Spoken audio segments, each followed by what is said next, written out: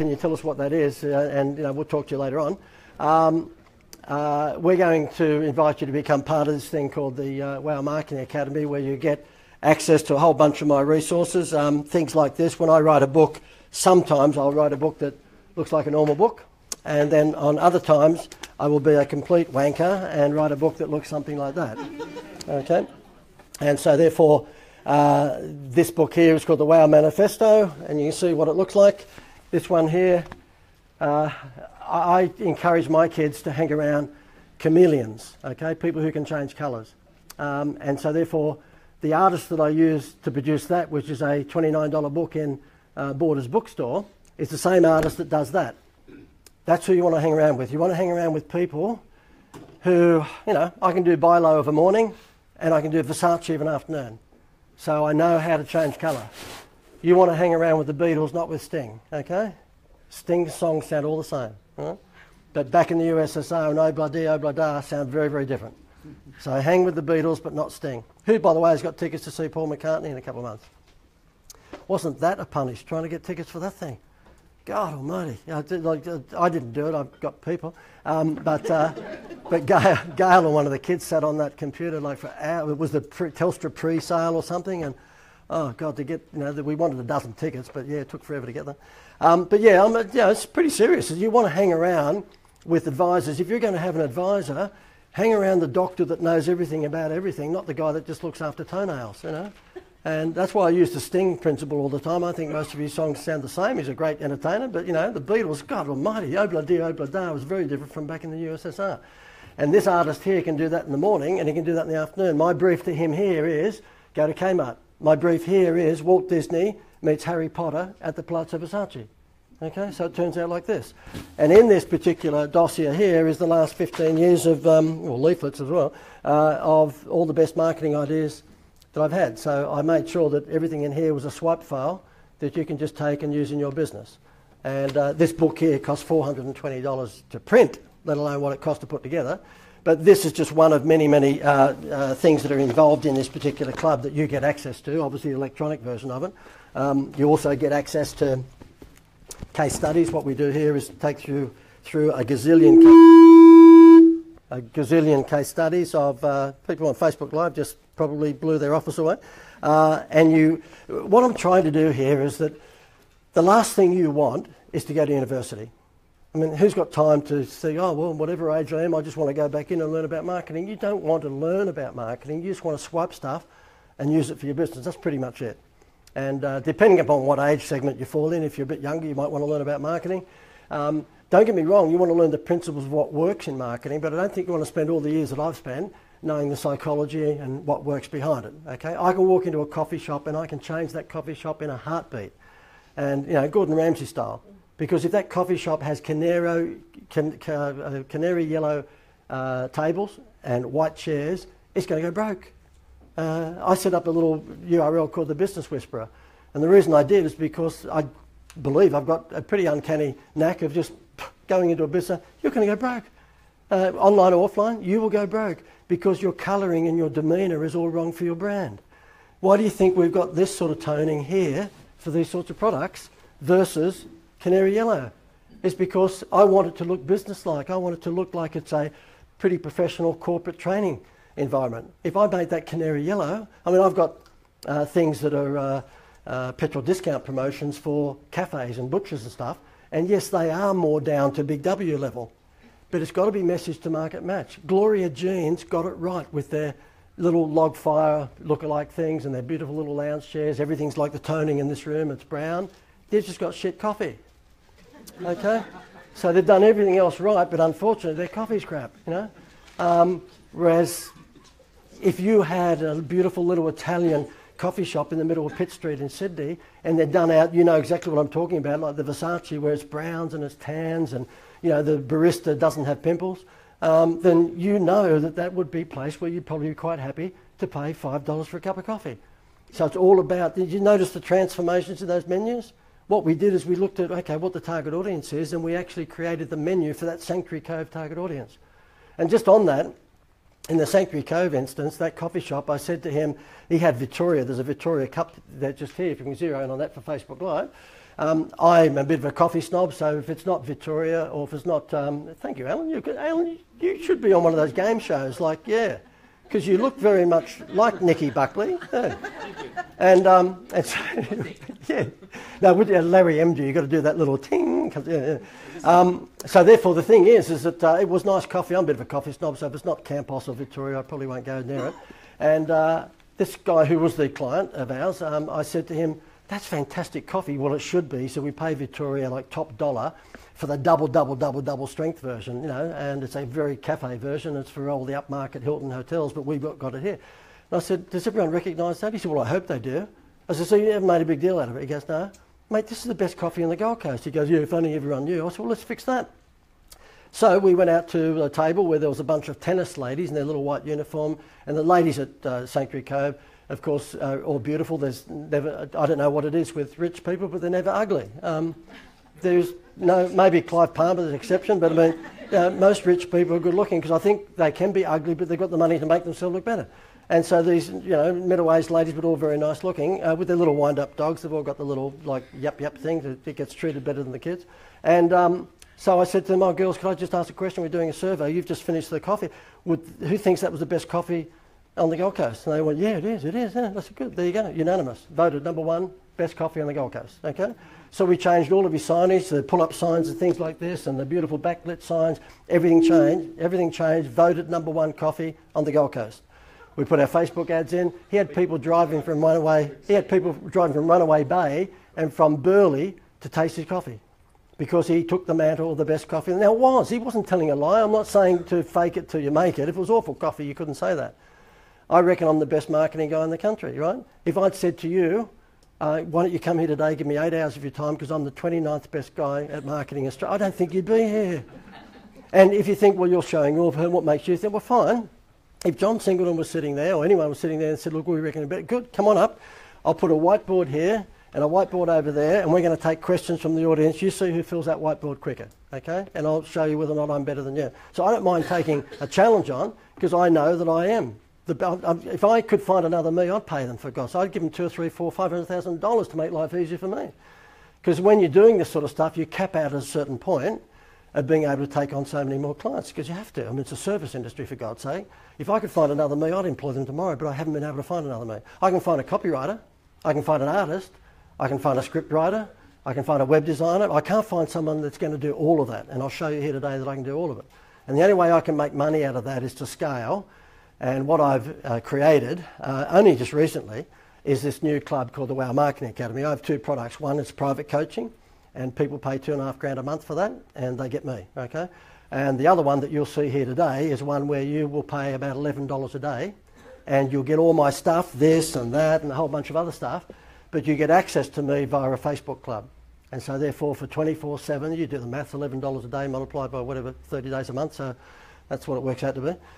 So the thing is that for a few $100s a month, you actually get access not only to all of my resources and the ideas, and like 20 times what you saw, 120 times what you're seeing up here on the screen. So you swipe and swipe and swipe and swipe all these ideas and case studies, but you also get access to me 3 times a year via an event. We have an event at it's either here or one of the other hotels on the Gold Coast in August and in November and in May, and it's a 2-day much more workshopy event than this, where I bring up copywriters and Facebook experts and LinkedIn experts and website designers, and it's a pretty interactive day, 2 days, and it runs on a Friday and a Saturday. Next one comes up on the 18th and 19th of August, and then we have one in November, and then we have one in May. So you get tickets for that, and that's worth a few grand just by itself. And then the big thing for everyone, though, that I found, and I spoke to someone here a little while ago in the break, and they're in the same service industry as I am, and why most service operators don't do this, I'll never know. Your doctor should do this, and that is we set up a 24/7 Facebook club only for people in this club. And what happens is you can get on there at any time throughout the day and ask me any question you want. Oh, JD, what do you think about my pull-up banner? Do you think it's any good? No, it's crap, you idiot. You know, it should be blues and greens. You're a seafood restaurant. You shouldn't put warm colours on there. What the hell are you smoking? You know? So it's very motivational. And you can put on there, look, I'm just going to do a Facebook ad. This is what it's going to look like. Well, that's stupid. You shouldn't be doing that. It should be a problem solution. The reason I can do that is because what we aim to get in this club here, and it works out, it's 400, we're going to launch it at $9.97 a month in a couple of months' time, because mainly America will be the market for it. But we decided to throw it out here today for, I think it's $4.97 a month, and if you multiply that out, $5,900 a year, but we're going to give it away today for $2,000 less than that, for $3,900 or something. But the thing is that it works out about $11 a day. The reason I can do the Facebook thing is because even if I have 200 people on that, and when I eventually, launch it in a couple of months' time at the real price, say $1,000 a month, then you get $200,000 a month multiplied by 12 months. It's pretty good business, okay? And because I'm doing this globally, because I don't physically need to sit next to them, it's going to be nice income from an online perspective. The reason I can do the 24/7 thing, because you think, well, how do you manage that? You know what? I've been doing it for a while with my other masterclass, my private coaching. Less than 5% of people will ever ask a question on any one day. They all want it there so that they can ask a question whenever they want, but you, Richard, might ask a question today and not come back for another week. So that means if I've got 200 members, and I'm saying this for anybody here that's in the service game, open up a Facebook closed group club. Open it up, because it'll be a magnificent sticky point for your service industry, but it won't kill you, because you'll get less than 5% of people will ask a question on any one day. Pretty much most people will ask a question throughout the month or 2 or 3 that they're liaising with you. But tonight, before I go to bed, if I look on there and I've got 100 people in that club, there'll only be 5 questions. And they're really easy to answer before you go to bed. Just sketch up what your website page should look like, or sketch up what the pull-up banner should look like, or no, don't make it this colour, make it that colour. So think about, who's in the service game here again? How many? Okay. Think about doing it. I mean, Alan's in the accountancy game, and I know that it'd be, because Alan's going to be more left brain, whereas I'm right brain, he's going to, operationally straight away, oh shit, JD, that's great, but they're going to annoy me. No, they won't. You'll get less than 5% of people will ask you that question on any one day. And one day it might jump up to 7%, the next day it'll be 3%, okay? So anyway, as it turns out, if you want to hang around at lunchtime, I'll give you more details about that. You'll learn things like this. If you're a B2B business, this is White Man's Witch Doctor Magic. Anybody heard of video books? Okay. You want to get past that gatekeeper, end to the boss. This is the way to do it. You send this out, and this is what happens. Well, that's just an unbelievable part of this program. Our turnover's gone from 3 million to well over 4 million in the last 12 months. Our turnover's gone up that much because of the Fuel for Less program. People just keep coming back. The average sale per customer has gone up through the roof, $8 to $10 per customer using the Fuel for Less system. He's a pretty happy butcher, isn't he? And I guess you would be too, if you've just added $1 million to your annual turnover. Okay, so what that's all about is that we have a fuel discount program, which is not for most of you guys, it's for butchers and delicatessens and what have you. And it's very clever, if I do say so myself. Keep in mind I came from Woolworths, so I know a little bit about fuel discounts. Talk about take your eyes off the price. What happens is that this butcher's sitting outside Woolworths in Port Macquarie, where he's been beaten up by Woolworths with their petrol discounts for 1,000 years. He's now got a system where he can give up to $1 per litre away, okay? Do you reckon that's going to beat the 4 cents? I think so. So what happens is a 10% discount disguised as a petrol savings. For every $50 you spend in his butcher shop, you get a little card, like a flyby card, okay? Every time you go in, he asks you for your card, and he zaps it on his little iPad, and it tells him how much money you've spent over the last month, or whatever it might be. And so therefore, for every $50 that you spend in his butcher shop, you actually get, you can bring the Fuel for Less page up if you like, Pat. For every $50 that you spend in his shop, you get 10 cents a litre of your petrol. So if you spend $100 with him, you get 20 cents. If you spend $150 with him, you get 30 cents a litre off the petrol. You go and get your petrol from any petrol station in Australia, doesn't matter where you go, and you bring your receipt back to him, which means you're coming back in again, and he says, oh, thank you, Mr. Smith, let me have your card. I'll zap it on my iPad here. Oh, I can see you've just spent $102 with us in the last fortnight. That means that's 2 lots of 50s in that 100. We're going to give you 2 lots of 10 cents a litre. That's 20 cents a litre, and you've just given us your petrol receipt, up to 50 litres. Don't worry about giving them any more than 50 litres. Woolworths give 80, but they only lose 34. We've all got small cars, right? I used to work at Woolworths. And so therefore, 50 litres multiplied by 20 cents is $10. $10 as a percentage of the 100 is? And that comes out of the till. That comes out of the till, but it doesn't come out of the till. For him, it's 5% because he says, here's your $10. They go, good, well, I'll get some more sausages. Give it back to him. He said, it's the only thing I've ever given a bonus. They give it straight back to me. So therefore, it doesn't even cost him 10%. It costs him more like 5%.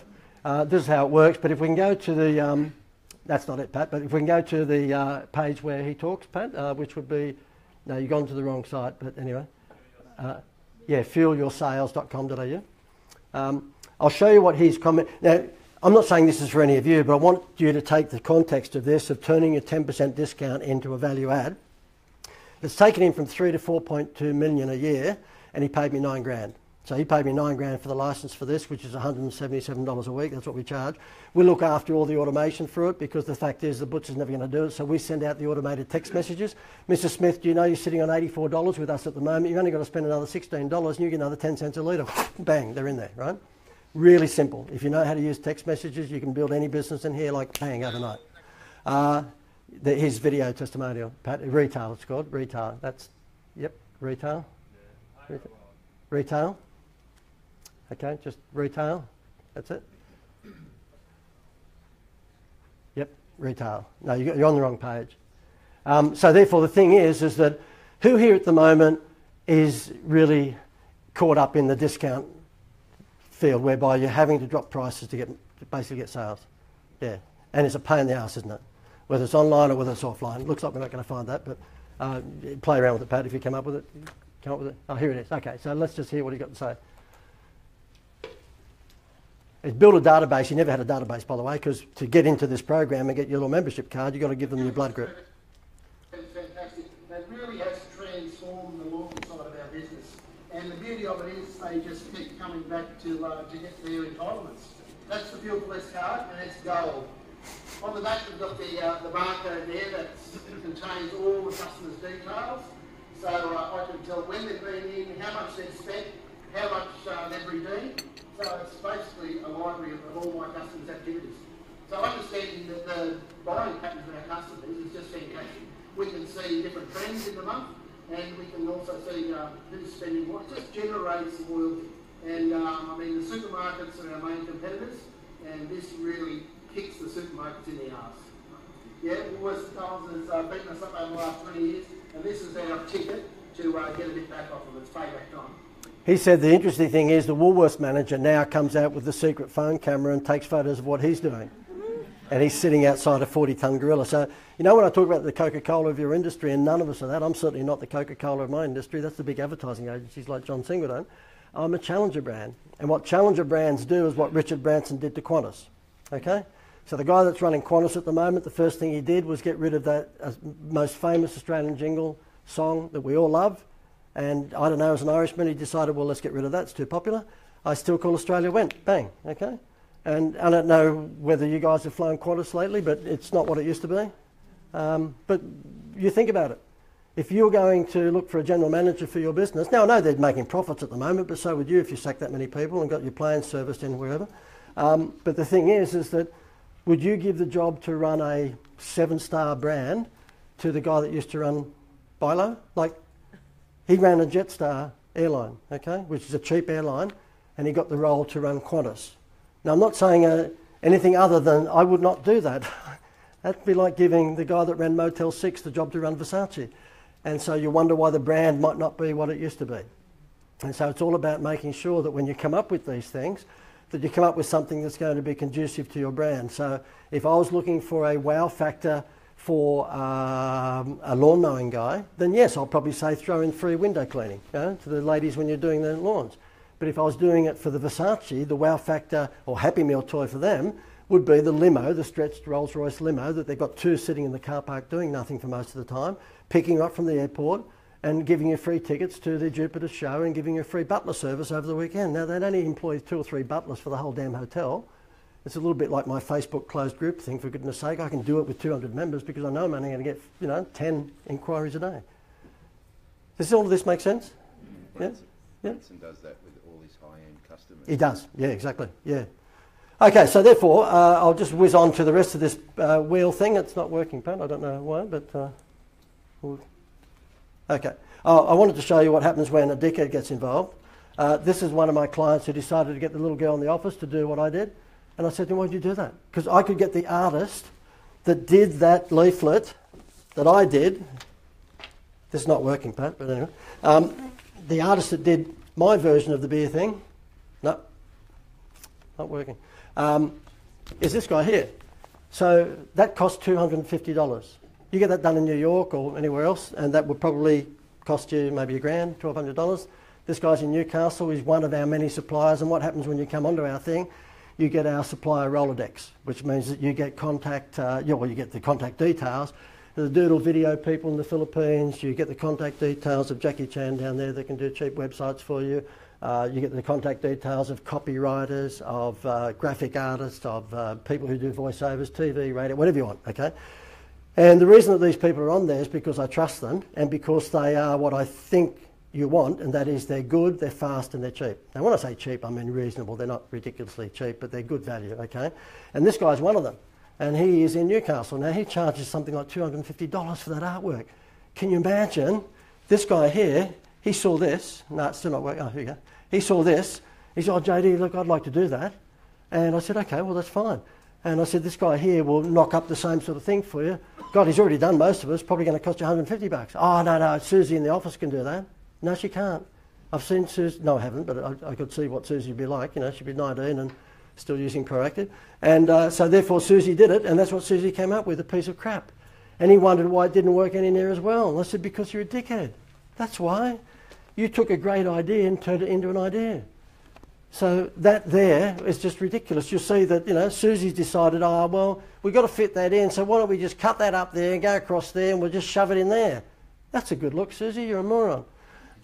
And so therefore this here, by the way, is gearing up towards builders who are doing kitchen renos, who needed one of these skips to actually go up the side driveway. The difference between these skips and the ones that you have just lumped on the front lawn is they've got wheels on them and they can push them up into alleyways, and that's the whole thing. It's a mobile skip, right?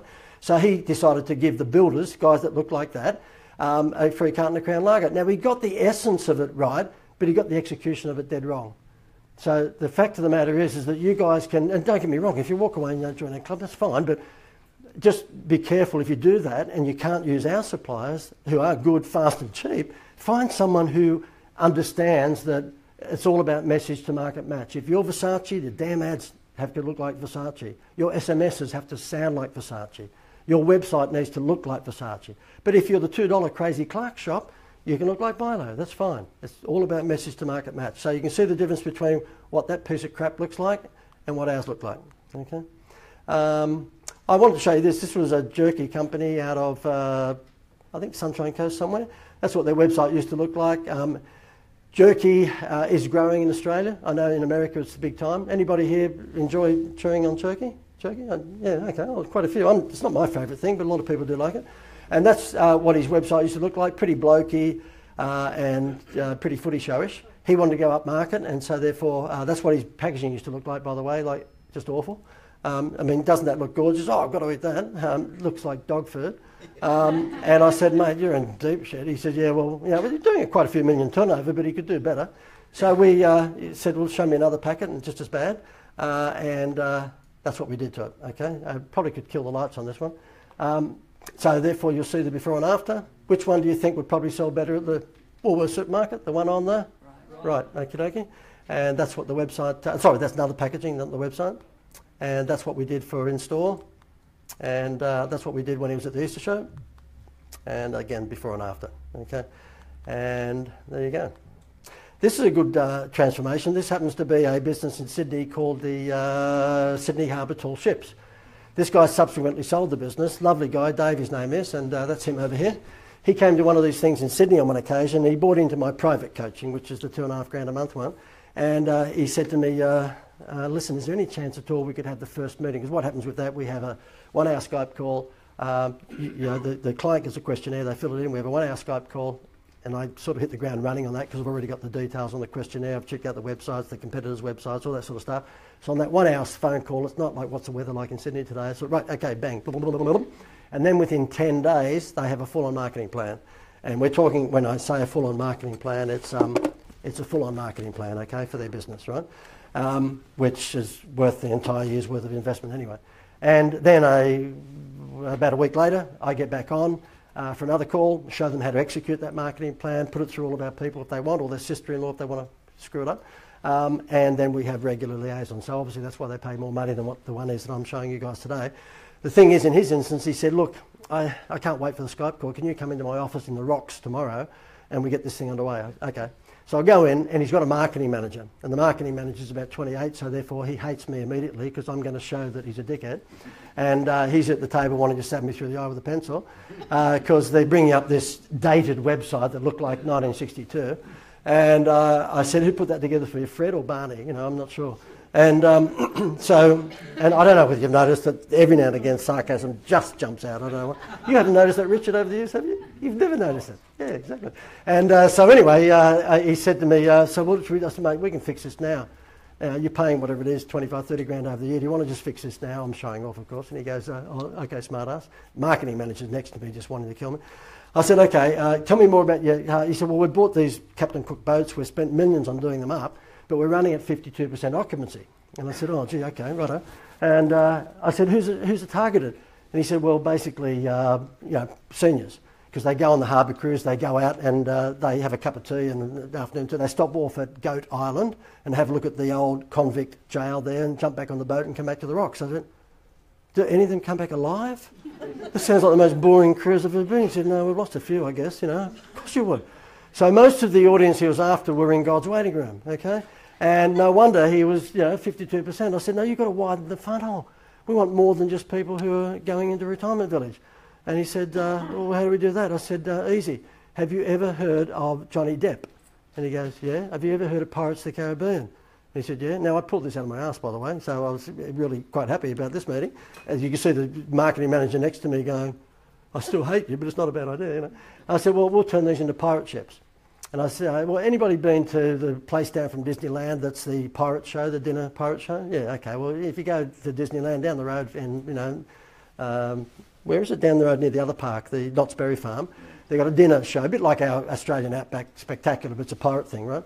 And I said, just like that. And he goes, okay, so what do we do? I said, well, let me show you what it would look like. So within 48 hours, this is the new website that was put together. We found a theatre group that have a pirate show, but they're looking for a venue.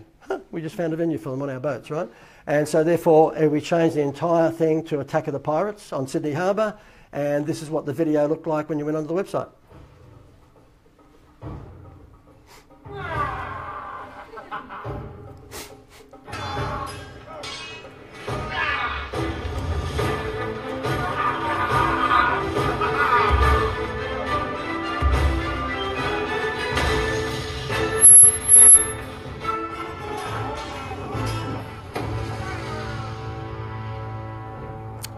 Okay, now Dave was kind enough, oh, by the way, here we went to the Sunday newspapers, not me, but I ghostwrite this for them and then they just take it off. So what happens when you become part of this club, you tap into all the press releases and just steal them, right? Press release that we put together for a tourism business is pretty much the same. If you happen to be a dental surgery, it's much the same. It happens, there's a whole lot of templates in there, you just swipe. And if you want it sort of more customised, you jump on the 24/7 Facebook club and say, JD, what do I change? Okay? Now in this instance here, they just went into the Sunday Telegraph and said, well, I told them to say, how would you like $34 million worth of giveaway next Sunday? Okay. Okay. Because the thing is that I said to him, we'll give away 2 children's tickets on your pirate ship. And he goes, well, we can't do that. They're worth like $18 each or $24 each, whatever. And there's 500,000 papers. That's $34 million. That's right. And they said, but, I said, no, you're giving away nothing. Do you realise that it's got on your conditions of entry, no child under whatever can come without an adult? And he goes, well, what about the 2 for 1? No, that's because dickheaditis is starting to creep in. You can't do 2 for 1. The newspaper's not going to go, oh, wow, we'll do 2 for 1. They want things for free. They want to sell newspapers because newspapers is the new LP record. They're going to die, okay? There's a thing called a phone around now, right, with all the news on it. They want shit like this. Oh, okay. So that's what we did. We went in and you'll see here, free child ticket, $59. Oh, it was $39, sorry, a couple of years ago now. So this, yeah, today only, free ticket. So the paper was happy. People were buying 2 papers, they've got 2 children. And guess what? He went from 10 million to 14.9 million in the first year. And he paid me, whatever it was, 25, 30 grand. Pretty good investment, okay? And he subsequently sold the business now. When we finished with the newspapers, by the way, you can't get that, the Prime Minister can't get that. I can get that any Sunday I want, and so can you if you know how. Because newspapers out there at the moment, who any Gen Y will say to you, what's a newspaper? But they're still selling 500,000 of these things every week in New South Wales. Well, it might be 480 now, but it's still a lot of paper. If you said to anyone, how would you like 480,000 eyeballs on your website, you'd wet yourself. So don't listen to those Gen Ys that say, oh, nobody buys the paper. And yes, they do. Yes, it's declining, of course it is. but there's still a shitload more people buying that paper than will visit your website tomorrow, I'll tell you. And you can steal the front page of that newspaper if you know how to do it. And if you've got a product, of course, that suits their audience. And that product obviously did suit their audience. I had the football trading card business, and, you know, Richard, who I'm mucking around with, a good mate of mine, used to license all the rugby league cards. And so therefore Richard was kind enough to give me a testimonial, which I've got on my website, and all jokes aside, he said, JD, when he got the football cards, this is what I did. I went to the Sunday newspapers and got Murdoch to bloody give away football cards. I just walked in, and the little, you know, girl that was the promotions manager, I'd say, I want to give you 2 million football cards to hand out of the Sunday paper. This was back in the 90s. And she'd go, what? I said, 2 million football, and it cost me a cent each. 2 million is 20 grand, right? They'd give me $500,000 worth of exposure. They put TV ads on Wednesday through to Saturday. Buy your Sunday paper, you get the free Mel Meninga and Andrew Enninghausen football cards this week, you know, the first series of the year, the NRL cards, and blah, blah, blah, blah, blah. They give me $350,000 worth of TV. And then they'd give me the insert of the paper, the cards would fall out of the paper. Then they'd give me the front page. George Bush had just bombed Saddam Hussein the day before, the older George Bush, right, the father. And I said to Gail, oh, my wife said, we're going to be on the front page with the free football card. No. 6 o'clock next morning, I go down to the news agency, front page of the paper, 2/3 of it, get your free Mel Meninga football cards today. Down the bottom, oh, by the way, George Bush just bombed the shit out of Saddam Hussein. So therefore, the newspapers even knew back then that their days were numbered, and they felt that news is not going to sell papers, but free, you know, buy the Sunday paper. Now there's more garden lift-outs and health and beauty lift-outs and all sorts of travel lift-outs than there are news. So you can be on the front page if you know how to do it, but nobody really knows how to do it. And so therefore, in this instance, then we went to the radio station, and I'll play a little bit of the radio ad for you, because this is what we did. We gave the radio station the opportunity, 2Day FM I think it was, to actually run their breakfast show from the pirate ships and give away tickets, and this is what they did. Attention all you sniffling Sydney landlubbers, it's Captain Cutthroat here, the most feared pirate on the planet. Myself and me fellow pirates have taken over Sydney Harbour, and you ain't getting it back. Your Opera House and Harbour Bridge are now ours. And you ain't getting them back. But if ye think you're brave enough to take on me fellow menacing pirates and myself, go ahead. Make our day. Hurry! Sydney's newest and most spectacular family adventure is selling out fast these school holidays. It's called Pirates Attack Sydney Harbour. An incredible, breathtaking cruise on an authentic pirate ship leaving Darling Harbour. Okay, I won't play the rest of it, but you get the drift. So therefore, we got all this free publicity. Because if you've got something interesting, then they'll give you free publicity. Okay? Now, Seinfeld's out here in about 3 or 4 weeks' time doing shows.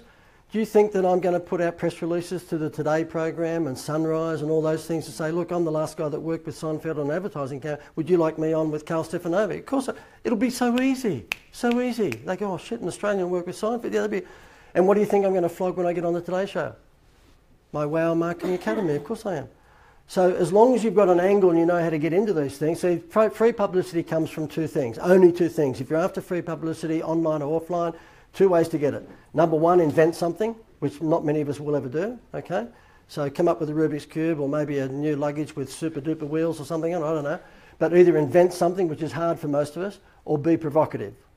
Now, the latter is pretty easy for me because you can see already I'm provocative. I'm against the traditional mainstream sort of advertising because for our sort of businesses it's a complete waste of money. I'm into direct response marketing, and so for me to be provocative, it's pretty easy. And you'll notice that, you know, the likes of Gordon Ramsay and people like that get free publicity because they are provocative, okay? You aren't going to get free publicity by being nice, and you aren't going to get free publicity by just being regular vanilla. You've got to be hot pink, okay? Right, so I had a client called Madura. Anybody drink tea here that likes Madura tea? Okay, I was, you know, blokey bloke, a cup of tea is a cup of tea, but when I worked for these people, they gave us quite a bit of their tea, and it was different. It's the Twinings of Australia, which means that, you know, whereas you pay bushels $5, you pay $10 for this. So this was the Versace tea. And they said, look, can you help us with our marketing? They have a little farm down in Mooloolaba, and they import a lot of tea from India, and they mix it with their farm. And I said to them, pretty easy. This one's really, really easy. Most of the time it is, because, look, I'm not giving you a hard time. It's just that you're busy working in your business. And sometimes it takes a third party to look into your business. You know what? All you have to do is this. And in this guy's instance, I said, what was the thing that really prompted people to buy tea? Anybody want to take a stab at that? Think about what happens when you go to the Royal Easter Show, any of those. What do you think would prompt you to swap tea brands because you had a taste, okay?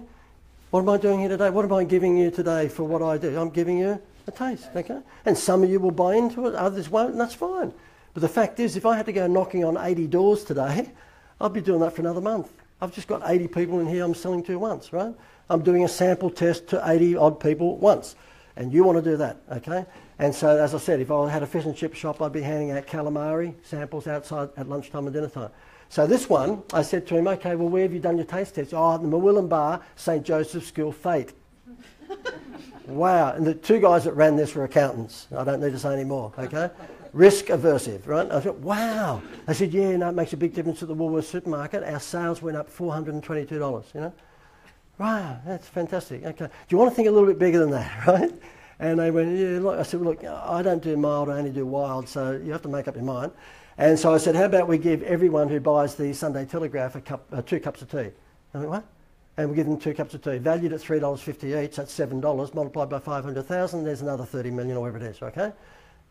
You should have seen their faces, they went white, you know, and they went, well, we can't do that. I said, no, please. That's what we sell the Sunday Telegraph. How much does a tea bag cost you? They've got 2 cents. 2 cents. So they give away 4 cents, multiplied by whatever it is, 500,000 newspapers. So that's what happens. We go into the newspaper. I say to the little Dolly Bird, who's the marketing girl, you've only got to get her to do that and you know you won. And I say, how would you like $35 million worth of cups of tea to give away? $3.50 a cup, multiply that by 2, $7, multiplied 500 million. And you better make up your mind because I'm heading to the Sun Herald. I'll be there in just a minute. Yeah, we'll take it. Good. Okay, fine. Well, thank you very much. What do you want for that? I said, nothing. But you must want something. You just don't give away $35 million worth of tea for it. We do. We're from the Mother Teresa Help Rupert Murdoch workshop, and we're here to make Rupert more money. Well, okay. But you know if they don't find Elvis, who are they going to have on the front page? And there's a good chance they won't find Elvis. So therefore, that's why my football cards did so well, because Richard was licensing to me at the time, and he ran the rugby league licensing division, and we went from $2 to $12 million in one season. So the rugby league football club cards, the bubblegum cards, the girls won't know anything about it, but the boys in the room will know that if you grew up like I did on Graham Langlands and Billy Smith and all that, we collected football cards as kids. Well, of course, today's generation do exactly the same thing. Not quite like it used to be because of the online world, but still, they're out there, collector cards. And Scanners Bubblegum had them before I took them on. And Scanners Bubblegum was a producer. And they didn't realise what they were sitting on. The kids were not interested in the bubblegum anymore. They were interested in the cards. Okay, the bubblegum marked the cards. They didn't want that to happen. So I took the bubblegum out. I put better quality cards in. So therefore, their cards used to look like that. My cards looked like that. Okay, I just put some extra varnish on them, some UV varnish. Anyone organic, it was organic UV varnish. So therefore, we sexied it up a bit. We put in one in every 100 packs, a Mal Meninga Mega Motion card. I just got Kodak to give us a special card that might have cost me $20 a time, but when you went like that, you saw Mal scoring the try. So do you reckon that was worth a lot of money at the school stock exchange, which was a school playground? You better believe it, right? So because I've been doing a lot of work for the clubs, I knew exactly what the whole game was in terms of chase mechanisms, because the club will give you the chance to win that big $50,000 prize on the poker machine, but it's a 1 in 422,000 chance, right? Well, in my instance, to get the Mal Meninga Mega Motion card, or the ones with the gold ring around, or gold border, it was 1 in 100, 1 in 200, but that would drive the cards, because for the kids, it's a poker machine. When they open up their pack after pack after pack, $2, $2, $2, $2, they were looking for that card. And in those days, back in the 90s, of course, it wasn't quite as online as it is now, they would be actually selling those cards in the school playground for crazy money, because, you know, trying to get that Mal Meninga video card was just big time. So we put all that chase mechanism in there, and then we went to the paper and said, how would you like to give away millions of these football cards at the launch of each one of the card series? And they said yes. And Richard was pretty happy because I was giving him, the rugby league people, 10%. And the rugby league cards the year before I took it over were number 16 out of 70 licensees. So that means the T-shirts were first, the caps were second, and the polo jumpers were third, whatever it might be. We jumped in one season from 16 to number 1. Because we took the cards from 2 million to 12 million in sales in just one season. We had Fatty putting them on the football show, and I had Ray Hadley promoting them on the radio and all that. But our advertising costs were pretty lenient because I had News Limited plugging the daylights out of it for me. It's just a wonderful, wonderful relationship if you get involved with the media outlet. And you may say, well, News Limited's beyond me. That's fine. You might decide to do it with the airline magazine. You might decide to do it with your industry magazine, custom publishing. You might be in the agricultural game, so you can do it with the agricultural magazine. But think about how you can get free publicity with your wow factor, but you've got to have the wow factor in the first place. John, I was just going to say, John, Can we just give you a microphone, if you don't mind? What John's saying there is so true. He did go from 16 to 1. Even more outstanding was if you think about the sale of a football jersey, for instance, and the royalty that's accrued from a football jersey, even at wholesale at $80, so you make $8. The cost of his cards were very low. So the volume that he had to get what he did in relation to the newspapers to get to be number one in terms of total dollars was phenomenal. So to go from 19 to 1, you know, I don't get all graphics, but I'm not a player here. It was a fantastic result, an outstanding achievement. Oh, well, thank you, mate. Thank you. Hopefully we got that on video because Richard's never said anything nice about me ever before. So, yeah. No, we became good mates. No, we became good mates over the years. And it's funny, you know, I used to never be really good at networking. And I don't think I'm all that good at it even now. And I've got two brothers, and one brother, a couple of years older than me, he runs the state in New South Wales, the first state superannuation fund, which is like a $50 billion superannuation, so he's quite up there. And I remember him saying to me, he said to me, I notice you don't do many lunches and all those bits. I said, no, I don't like to sort of get to know people just to make money out of them. It just doesn't seem right. And I said, I know it sounds like you're the good Christian soldier and all that, but I just don't think that's right. He said, well, John, if you continue to have that, be prepared to have a small group of friends. And your friends will be your school friends or your soccer friends or cricket or whoever, because you won't have any other friends. Because if you don't do the business things, you've got to understand, yes, you do them to make money, but you'll be surprised how many friends you make from that when the business is long gone, they're still friends. And it was a good wake-up call, really. And, you know, Richard's a good example. We don't do business together anymore because Richard's moved on and got some other businesses that he does now. We talk on the phone and, you know, have a beer every now and again.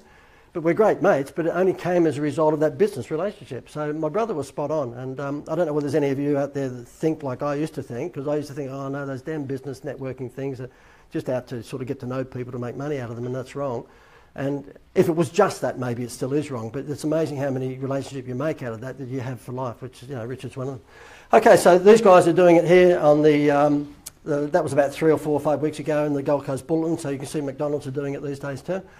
I've got to show you this one. And yeah, this guy, lovely guy, but he suffered from the same thing that the mobile skip guy suffered from. And that is that he got my stuff, but gave it to his brother-in-law, okay? And so therefore this Tile Rescue was the name of the company. So he sold franchises for $35,000 to guys that would go out and clean your kitchen floor, okay? So they paid him the 35 grand like Jim's Mowing to become a franchisee of his. And this is what he was going to give them. This is what their van would look like. And I went, what? He said, oh, well, I've gone through what you said. No, you didn't. He said, but JD, I'm proud of you, but no, you're an idiot, you're a dickhead. And I said, is that it? He said, oh, wait till I show you the back of the van. I said, do you want us to fix that? And he goes, it needs fixing? Like, desperately, yes.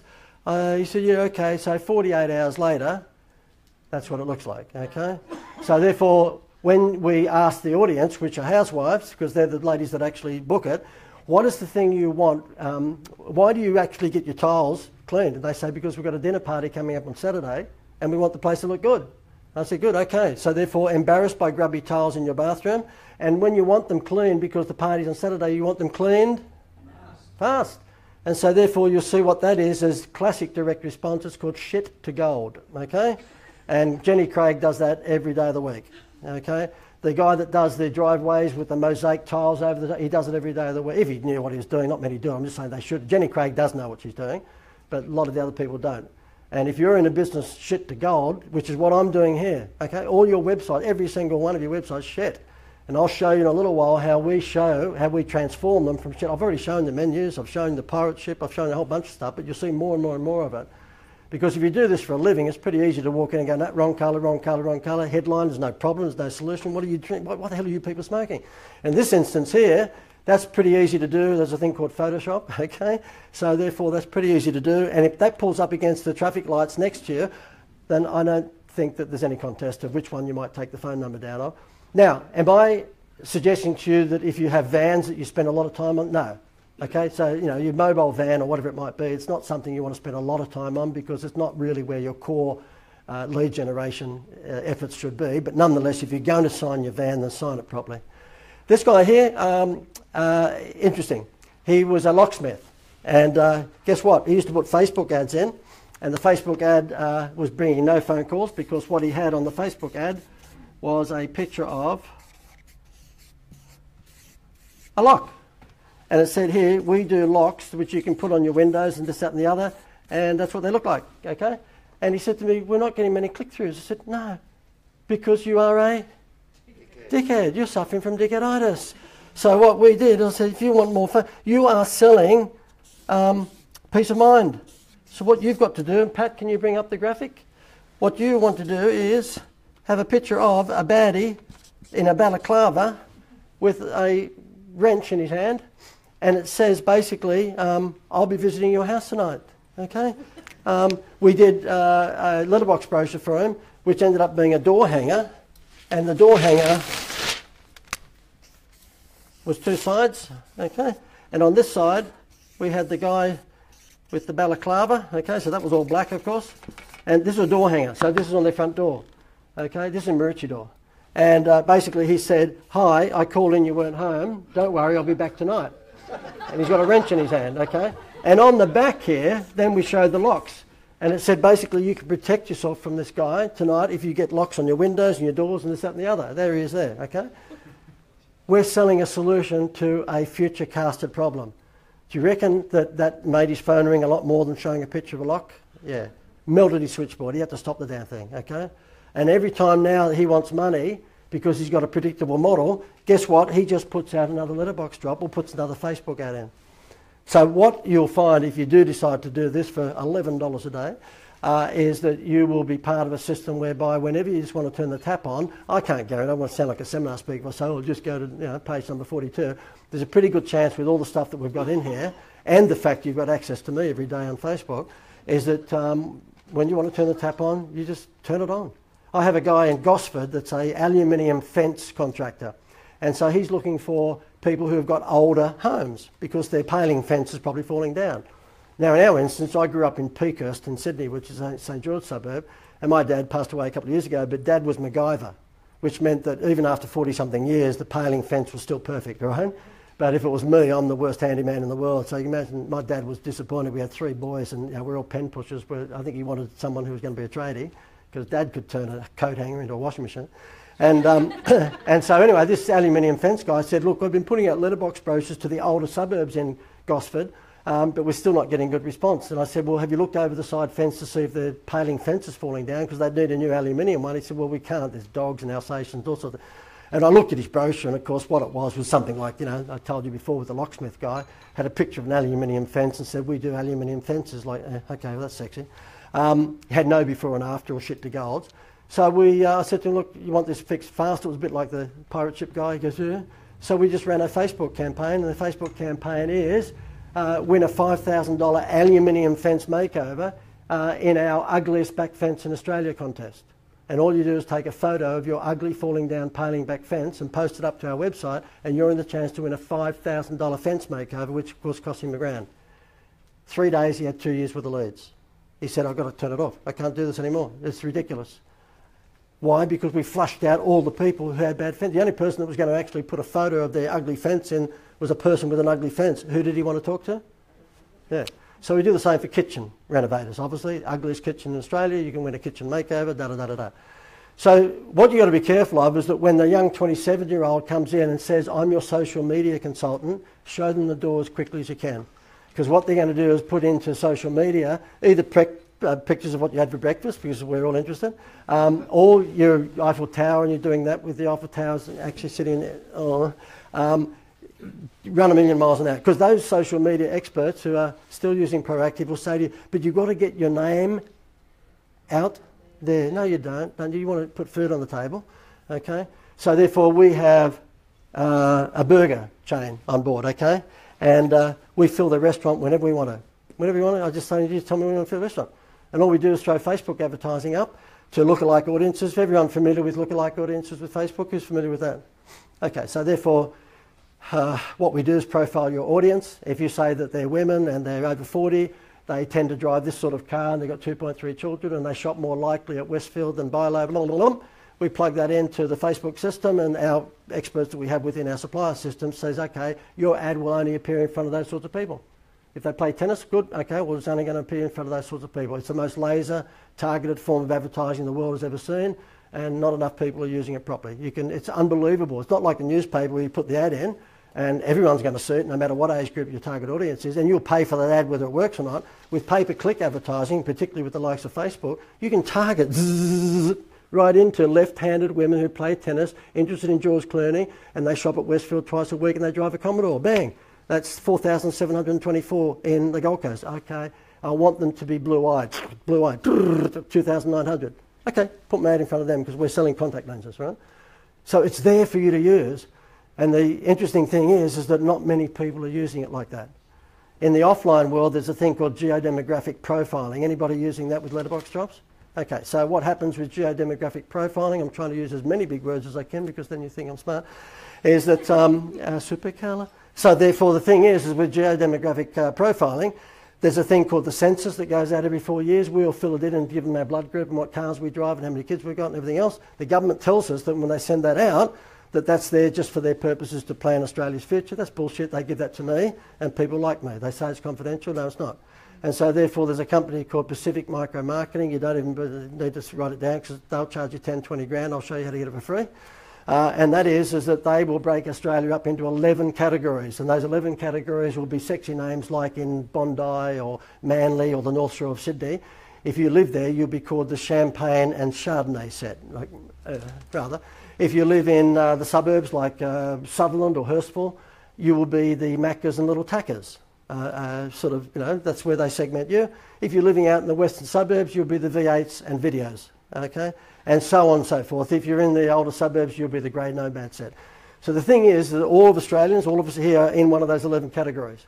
And that means is that they can pinpoint, we can pinpoint where we want to put our letterbox brochures out. So for example, in Parramatta Leagues, we weren't interested in any Australians. We did not want any Australians to come into that club because they don't play the poker machines.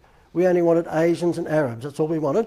And preferably Asians and Arabs who came from Cabramatta, which is the drug capital of Australia. So therefore, they like to wash money through poker machines, don't they? So we had 2 players in there, by the way, putting $84,000 a week through the machine. Must have had a good job. And so therefore, we would put out our letterbox brochures in different languages, but we'd put them out into, you could bring up that geodemographic map, if you don't mind. We'd put them out into streets that had a high percentage of Arabs and Asians. Because we could dump into this program and say, just show us where the Asians and Arabs live. We only want to go into streets where there's 70% penetration of Asians and Arabs. So this is not Parramatta, but let's just say it was. These streets that were lit up here told us that if we put our letterbox brochure in that street, 70% of it would be the target that we're after. It's never going to be 100%. So how good is that? Instead of Woolworths just, scattergunning, there are leaflets everywhere. Imagine if they knew that the main people that spent most money at Woolworths were women 40 to 60 that had a particular demographic profile. We just put them out in their streets. So that's the offline version of how laser targeted Facebook is. Facebook on the online world is just unbelievable. And you've got to be using it. If you're not using it, you're nuts. And if you are using it and you're still using photo ads, you're still nuts. With the cost of video coming down as it is now, you want to make sure if you're on Facebook, every damn ad that you put on there is video. And a compelling video. Thanks, mate. Okie dokie. I think we're just at the end of the wheel of wow, are we, Pat? Give me a second. I'll just wait for this to come on. Okay, whilst that comes on, 5 nuns walk into a bar. Okay, good. Okay, so therefore, with this guy's locksmith company, do you know what? Because I do this for a living, I know when the bad jokes are coming up, and I'm thinking, this won't get a reaction, and I'm right every time. I don't know why I bring that one up all the time. Fart jokes always work. You notice that? In a movie like the kids' movies, the fart joke always works. They just milk it all the time. Yeah, I won't be doing any of them. Okay, so this is a new theme park on the Gold Coast, and they are on drugs, I think, because this. Anybody familiar with this theme park? Anyone know there's a new theme park on the Gold Coast? Of course you didn't. Oh, there's one person over there. Oh, Richard, you don't count. So therefore, Richard doesn't count because he's out there dealing with these people in his course of business. Now, these people are on something. It's a water ski park, like the one at Penrith in Sydney, whereby you jump on this thing and it takes you around on a lake. And, it's actually, we went in and had a look at it. It's quite nice. There's a little cafe and a bar and this, that and the other. But this is the car that they drive around the Gold Coast promoting it. Can you see any call to action on there? Can you, if I said to you what was the attraction, I bet you'd probably think it was the one in the Surfers Paradise, the slingshot, the thing that goes up, like the footy show when they all threw up. Yeah? No, this is a water ski park, like nuts. And yeah, so I don't know, Wake Park, I don't know what that is. Someone passed away maybe, I'm not sure. So when they do pass away, we all come there for the party. and let's do some water skiing because, you know, they passed on, we'll just do it, yeah. And so therefore, radio stations get me. Can you imagine? I've never seen a radio announcer that is good looking, so that's why they're on radio, of course, you know. So therefore, this here is Bridge and Pepper and somebody else from 92 Gold FM. I took that whilst I'm driving, which is, you know, does that make you want to listen to that radio? Oh, I've got to get a... Do you know what they should be doing? What they should be doing is saying, okay, listen at 6:20, 7:20 and 8:20, and if you know the answer to, I don't know, what's the tallest building on the Gold Coast, you're in the chance to win $50,000. I'm going to switch on at 6:20, waiting for the call to tell me where to go and win the $50,000. They don't do any of that. My mates run Hot Tomato, good mates of mine. You know, Hans Torv owns the station, and Milesy, my mate, runs it. And whenever we have like long lunches, there's been a few of them, I say, guys, you're after the 25 to 54 age group. I know where they live. I know where they live. And they said, what do you mean? I said, you people are nuts. You promote your big promotion, you know, give away whatever they might, you know, usually it's something exciting like Guy Sebastian tickets or something, you know, or maybe Guy Sebastian CDs this weekend. Wow, I'll give up the weekend and listen to your station. So therefore I said, we know where those people live. Why don't you send them out a bingo card and get them to actually listen to your station at 6:20, 7:20, 8:20 for the bingo routine, which they will do to win $50,000 and get the prize insured by, you know, the insurance company, give them $1 million to give away, whatever it might be. And then what happens, you letterbox drop all to the Gold Coast in the suburbs that have got 25 to 54s. That's the only people they're interested in. Okay, and then they will be compelled to switch on. Now, why do I say it? I've done it for 2UW and lots of other radio stations in Australia and overseas. It melts the system. We did it for 2UW in Sydney, which is now 106.5, but in Sydney what we did was that we put out 1.5 million bingo cards and we said, listen to the station at 6:20, 7:20, 8:20 of the morning and we'll have a call routine. And on the bingo card, you had a scratch thing, and basically they said, oh, record top 40 record number 6, you scratch it out. Number 24, you scratch it out. And you had to get, basically throughout the week, 4 Elvises to win $100,000, 4 Beatles to win $50,000, and so on. We made sure that by the Wednesday, everyone in Sydney had 3 of the 4 symbols to win the big prizes. Do you reckon the radio ratings went nuts on the Thursday and Friday? Of course they did, right? It's all computerised and stuff like that. But the fact of the matter is, in Sydney at that time, it was quite a few years ago, every ratings point was worth $1 million in advertising revenue. They went from 7 to 14 in one survey. That's $7 million, and they paid me nothing like that, all right? So these are artificial wow factors. These are Happy Meal toys. If you've got the iPhone, you don't need me, okay? It's got wow factors all over it. I mean, goodness me, they don't need me. It's what we call organic wow factors, okay? So therefore, if you don't have that, if your wheelbarrow doesn't light up in the dark, you've just got a wheelbarrow like Bunnings and everyone else, then you better come up with an with an artificial wow factor, because you don't have an organic wow factor. A Rubik's Cube has got an organic wow factor. There's no other thing out there like a Rubik's Cube. Okay, so therefore, let me see. David Copperfield, there's no one out there like him. He's got an organic wow factor. Okay, but if you've got the same product or the same service or the same widget as everyone else, you better think about that wheelbarrow that you've got. You better give a shovel away with it. You buy a wheelbarrow from us this week, don't give me half price, which is they do. Just give me a free shovel, and I'll be more turned on by that Happy Meal toy. You get it? Yep, okay. No, these guys are just silly. And even the Hot Tomato guys, they're great friends of mine, but they should be doing this sort of stuff. That's a good one. I give credit to that. That's clever. That's clever. Yeah, okay. If you're in the service game, I want to play this to you because I think it might be interesting for you to work out how you can leverage your IP. So you can see or you haven't seen half of what you're going to see for the rest of the day, but you can see that there's no problems with this ideas bank that we have. And I can't guarantee that everything's going to work, but you know, some people go out of the way to give it to their sister-in-law and that completely screws up, as you've already seen. But there's a good chance when you come onto this stuff of ours, if you just join the dots and do it and sort of get out of the way, there's a pretty good chance it'll work for you. I can never guarantee anything. I say to people when they, can you guarantee it? I say, no, I can't guarantee it. For God's sake, you might have just got out of jail, you know. I don't know. You're not allowed around schools. I mean, the thing is that I can't guarantee it, but I think I'm giving you already, we're not even halfway through the day, enough empirical evidence that you can see this stuff works if you actually, join the dots. And I thought, well, I'll put something together whereby I'll put all the stuff I've done over the years into a website. And we've called it Wow Central. It took us 2 years to build this damn thing, and it was many times throughout that I wished I didn't do it because it's taken forever. But as we had more children, we moved into bigger houses all the time, and Gail, my wife, used to bitch and moan about the fact, you're not bringing those filing cabinets with you, eh? everything I'd ever drawn or sketched or whatever, I just put it into a filing cabinet. And I didn't know why. I'm not a hoarder by nature. When my parents passed away a couple of years ago, my two brothers in Sydney and myself went out to the house to clean it all up and everything, before we sold Mum and Dad's house, I threw out, wait for it, the White Album, the Beatles White Album, which was in my brother's bedroom or something. I don't know what that is, you know. He went nuts, you know. So I'm not a hoarder. I'm the guy that threw everything in the skip bin. But in this instance, I'm glad I kept all the stuff that I've done. And what we did is that we digitised everything. We've thrown it into this thing called Wow Central. And I want to just play a little cartoon video to show you what it's all about.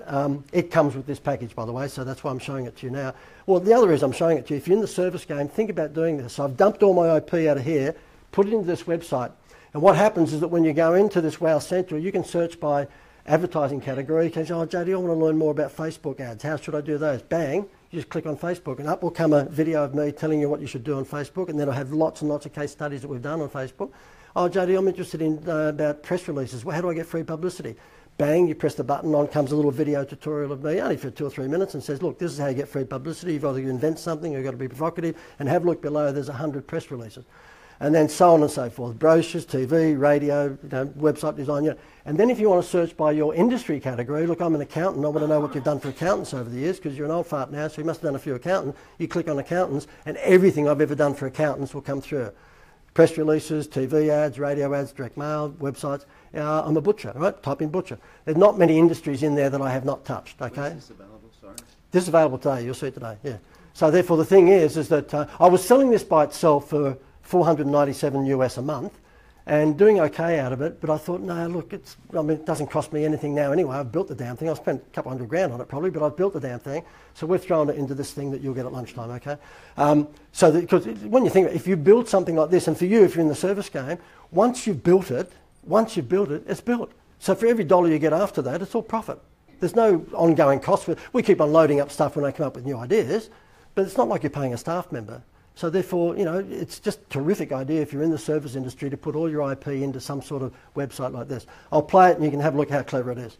Upon logging in, you have two options. You can browse the library by marketing category or business type.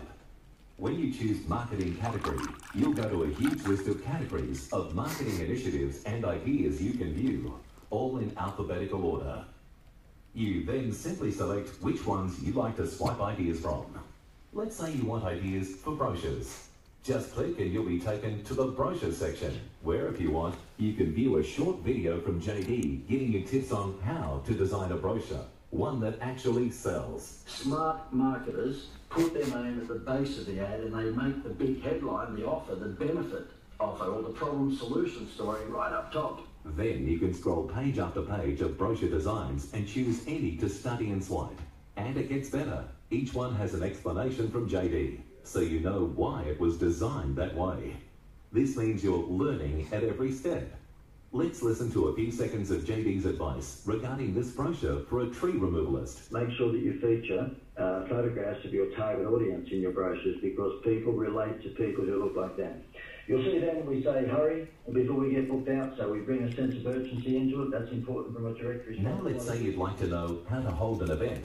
Simply click on the category and then choose any of the countless examples. How about copywriting? Same thing, an explanatory video from JD giving you all the best tips, and then sample after sample of emotional direct response mailers and brochures. Want to know more about how to run insured prize promotions, where you can get huge sweepstakes cash prizes like $250,000 for just a few $1,000s premium? There's a whopping number of examples of how this customer magnet can be run with print, direct mail, TV and online executions for you to study and swipe. Logos? Yep, JD explains in his video what you need to consider, and then you can scroll and swipe to your heart's content. Media releases. Watch JD's video with his top hints and then check out the countless examples and swipe the templates that suit you. Repetitive trade. JD will coach you on how to stimulate repeat sales and loyalty, and then you can knock yourself out with examples galore. Direct response marketing. There's multitudes of JD's wizardry, and don't forget, you get his rationale and explanation for each, so you can then know why things were done in certain ways. Now that you've seen how you can choose from marketing categories and get lots of stuff to swipe, let's go back to the original menu and you'll see how you can actually search by business type as well. For example, you might own a car dealership and want to swipe samples of JD's campaigns to this industry. Or you may be in healthcare or need some ideas. Or maybe you're in retail and looking for ways to increase store traffic. Or you might be in real estate and want more listings. That's the great thing about being a member of Wow Central. You can search for winning ideas via marketing category or via business type. When it comes to getting client attraction ideas, it doesn't get much better than this. Okay, so you get the gist of it. Who thinks that's a pretty good idea if you're in the service game, okay? And it's probably good for Gail because if I die, I've got a cold at the moment, so there's every chance I could. At least you can get some income from that over the rest of the time, you know, to, I don't know, pay for kids' weddings or whatever it might be, yeah. Gail will take... You know, the thing that gets me, though, there's a client that rang up on Christmas Eve and asked for a question, something, and I said, mate, it's Christmas Eve. He goes, oh, yeah, but you might be able to pull this out of your backside. I said, well, leave it with me. And as it turned out, we're in the car. So Gail comes up with a good idea. She said, oh, why don't you do this, that, and the other? That's a great idea. So I rang him back and said to him, mate, what about blah, blah, blah, blah? And he goes, that's fantastic. He said, thanks, mate, I knew you could do it. I said, well, I've got to tell you the truth. It didn't come from me, it came from Gail, you know. So now guess what the smart aleck does on Facebook? JD, could you ask Gail, you know? So about create a monster, yeah. Okay, so I wanted to show you the Greater Building Society one here because it was, just a terrific client to have. I had them for about 11 years, and as I told you, in the last few years when we put Seinfeld there, they were paying me $34.50 a month, which is a nice consultancy to have, which was a big risk on our part to say goodbye to that a few years ago. But they were great to have because they just did stuff. I mean, our hit rate was probably 7, 8 out of 10 in terms of the things working. So they just kept on saying to me, look, just do whatever you're doing. Now, did they know that I was taking them through this Wheel of Wow thing? Identify most profitable audience, create a wow factor, basically take their eyes off the price, basically fix their website, everything direct business. No, they didn't. They just, they're bankers, so they just wanted to see the numbers. They just do it. But they were a great client because the fact is everything happened. And there's no other bank that looked anything like this. Because what you need to be, and this rolls off my tongue because I say it all the time, so to me it's a bit boring, but to you hopefully it's part interesting. You have to be the Richard Branson of your industry. You've got to be the un. You've got to be the un-butcher, the un-accountant, the un-builder, the un-whatever. Unusual, unconventional and unlike. Because if you're not, then you're not a true challenger brand. And the greater, I said to them, you've got a bee's dick budget compared to the Commonwealth Bank. So if you go out there with the usual ad where it's the bank manager waving and going to his office and the teller's got the little Happy Meal, the little dragon box to put the kids' money box in, and they're all smiling like that, they can afford to piss their money up against the wall like that and the Commonwealth Bank will still survive because most of their advertising is awful, okay? It's just that brand building crap, right? What you've got to be as a challenger brand is do what Richard Branson does. Infer that the big gorillas are not looking after you. Do you know what Richard Branson did when he came into Australia? He said, keep the air fair. So he inferred without saying it that Qantas and everyone else was ripping us off. We went, yeah, shit. Now the fact is he stole market share like crazy. He kicked them up the backside because he was a challenger brand. And you know what? When you go up in a plane, you want it to stay in the air. So this guy who runs Virgin and owns a good part of it was being carried down the steps with lipstick by bloody hostesses. He has bikini girls painted on the front of his plane. Who gets away with that in 2017? I'll tell you who gets away with it, a cheeky challenger brand. Steve Irwin can get away with that. Paul Hogan can get away with that. I hopefully can get away with saying dickhead in here. I don't go much further than that. If you are cheeky and you're a little bit irreverent, but they know it's just putting on a show, then they will live with it. I'm not saying for you to be cheeky if you're not, but certainly be be different from your 40-ton gorilla. Because if the Greater Building Society came out and did the exact same advertising as the banks, which is very traditional and very, stiff upper lip, do you reckon they would have stood out? No way. So they came out and said, look, why would you keep your home loan with the bank when in fact their service is pretty ordinary? And we know that only 64% of people at that time thought the bank's service was okay. In the greatest instance, guess what? Their customer satisfaction rating was 97%. So therefore, when we got them on, we kept them. Not like the banks, they lost a third every year. Had to keep on replenishing them. We didn't because we were a building society, credit union. They look after you more. We don't charge the fees and charges that the banks do because we're a mutual. We don't have shareholders, and you get a free holiday. There's nothing to think about. Who here has had a bad experience with their bank at some stage? Just about all of us. So therefore, talk about widening the funnel. What I did, is not just give away free holiday to someone who woke up this morning thinking about a home loan, which was less than 5% of the population. We would come on with our ads and say, have you had a bad experience with your bank? Guess what you just did? Yeah, good. Well, listen, we've got a better alternative for you. Swap to the Greater, and not only will you be treated like a person, not a number, but also will be friendly. We don't charge those fees and charges that the banks do. And guess what? You get a free holiday. What is there to think about? Do you know what? Over those 11 years, however, the Greater was the highest home loan interest rate in the country. Okay? And not once did we ever advertise an interest rate. So we're talking about a bank, only one in the world, that for 11 years never advertised a price. Can you imagine if you walked into any bank's boardroom and said, I'm going to show you how you'll never have to advertise for 11 years an interest rate? They'll give you a tongue kiss and a bear hug. And we got away with that. Guess what they did when I left? I left halfway through the Seinfeld thing, and guess what they did? There was a new board member group came in. The board members who supported everything I did moved on. They were getting close into their 70s and what have you. So a younger group, I say younger, 50s and 60s came in, and they were full of accountants and lawyers. Well, there's a problem. And so therefore, guess what they did? They looked at Seinfeld's contract. I got Seinfeld to do the greatest advertising for $1.1 million a year for 3 years. That's 3.3. Ricky Ponting gets more than that from Synovus Vitamins. Jennifer Hawkins gets more than that from Myer. I got one of the biggest 5 stars in the world for less than them, and their net value throughout that period of time went from 3.8 to 5.2 billion, like bang, in 24 months. And when the renewal came up for Seinfeld, he doesn't know what he got paid, he's too big for that, but his people do. It went from 1.1 to 1.5. What do you think the greatest board, who were accountants and lawyers, said? Oh, who does this young think he is? He's put it up by 400 grand. We can get Kerry Ann Kennelly for less than that. And they could. That's exactly what they said, by the way, because someone told me, well, I wasn't there, I'd left. And I had George Shapiro ring me, Seinfeld's manager, 70-something-year-old manager, and he said, we don't care, like you talked about the richest comedian in the world, but why did they do that? The figures, I said, mate, accountants and lawyers, there's no right-brainers in there. I wasn't there to combat it. And I said, go figure. You know what they did? They brought in a marketing person after I moved on. I was a consultant, so I wasn't there full time, but they brought a guy in who used to run the marketing for Telstra. And do you think they went back to sponsoring the football teams? Yeah. And do you think they went back to cutting out the holiday and went back to interest rates? And what do you think happened to their home loans? Okay. I know because I obviously still know people there.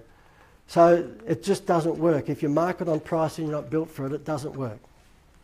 Do you reckon you pay a little bit more for that Happy Meal at McDonald's because you've got a free toy in it? That toy's not free.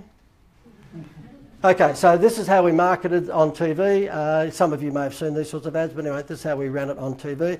Have a look for an interest rate in here. We might kill the lights if we can. Have we got any staff that are actually listening to me? So don't be surprised that I might have to run down and turn the light off, Okay, here we go. We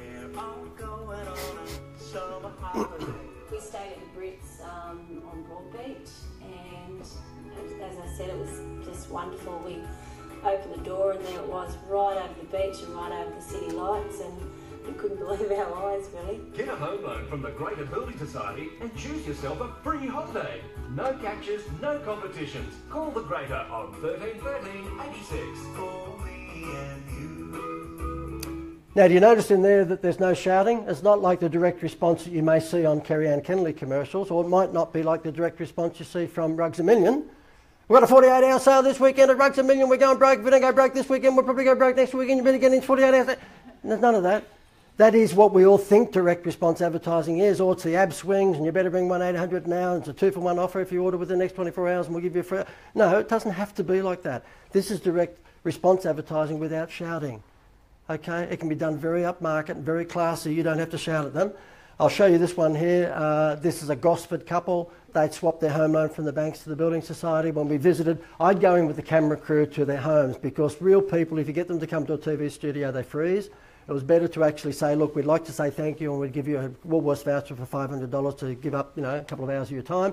We'll bring a camera crew in and we'll just ask you about the swap from the bank to the Building Society. We wanted the shit to gold story, right? And so we'd go in and they would just give us what we wanted. I would prompt them, but they would give us their story. And in this instance, this particular guy had a few motorbikes parked outside his house. Yeah, he's a mass murderer.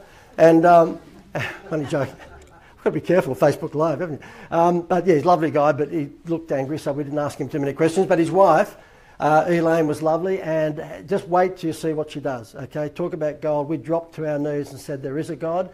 When we put this ad on over a period of years because it was so successful, this would melt the switchboard every morning. For every 100 calls, we would convert about 34, 35. So it's a pretty good conversion rate when you're selling a $200,000, $300,000, $400,000, $600,000, $700,000 product. Pretty good conversion rate. And this melted the switchboard every time we put it on. Again, listen for an interest rate. You won't hear one. Why leave your bank for the greater? Why would I put money into the bank when they charge me for every transaction? They charge me if I use internet banking. They charge me if I use phone banking. They charge me if I use an ATM. They charge me more if I line up for 20 minutes and hand money over the counter. It's a wonder they don't charge me to walk past the bank. Swap your home loan to the greater and forget about all these fees. Swap now, save on fees and get a free holiday. Call 13 13 86. Anybody hear an interest rate in there? Okay. Does that look like a normal home loan bank ad to you? No way. They're a Challenger brand, okay? And would have she said it's a wonder they don't charge me to walk past the bank had I not asked her to say that? No. So when she's there and I'm behind the camera here and she's there, I'd say to her, it's a wonder they don't charge you to walk past the bank, eh? And she'd go, yeah.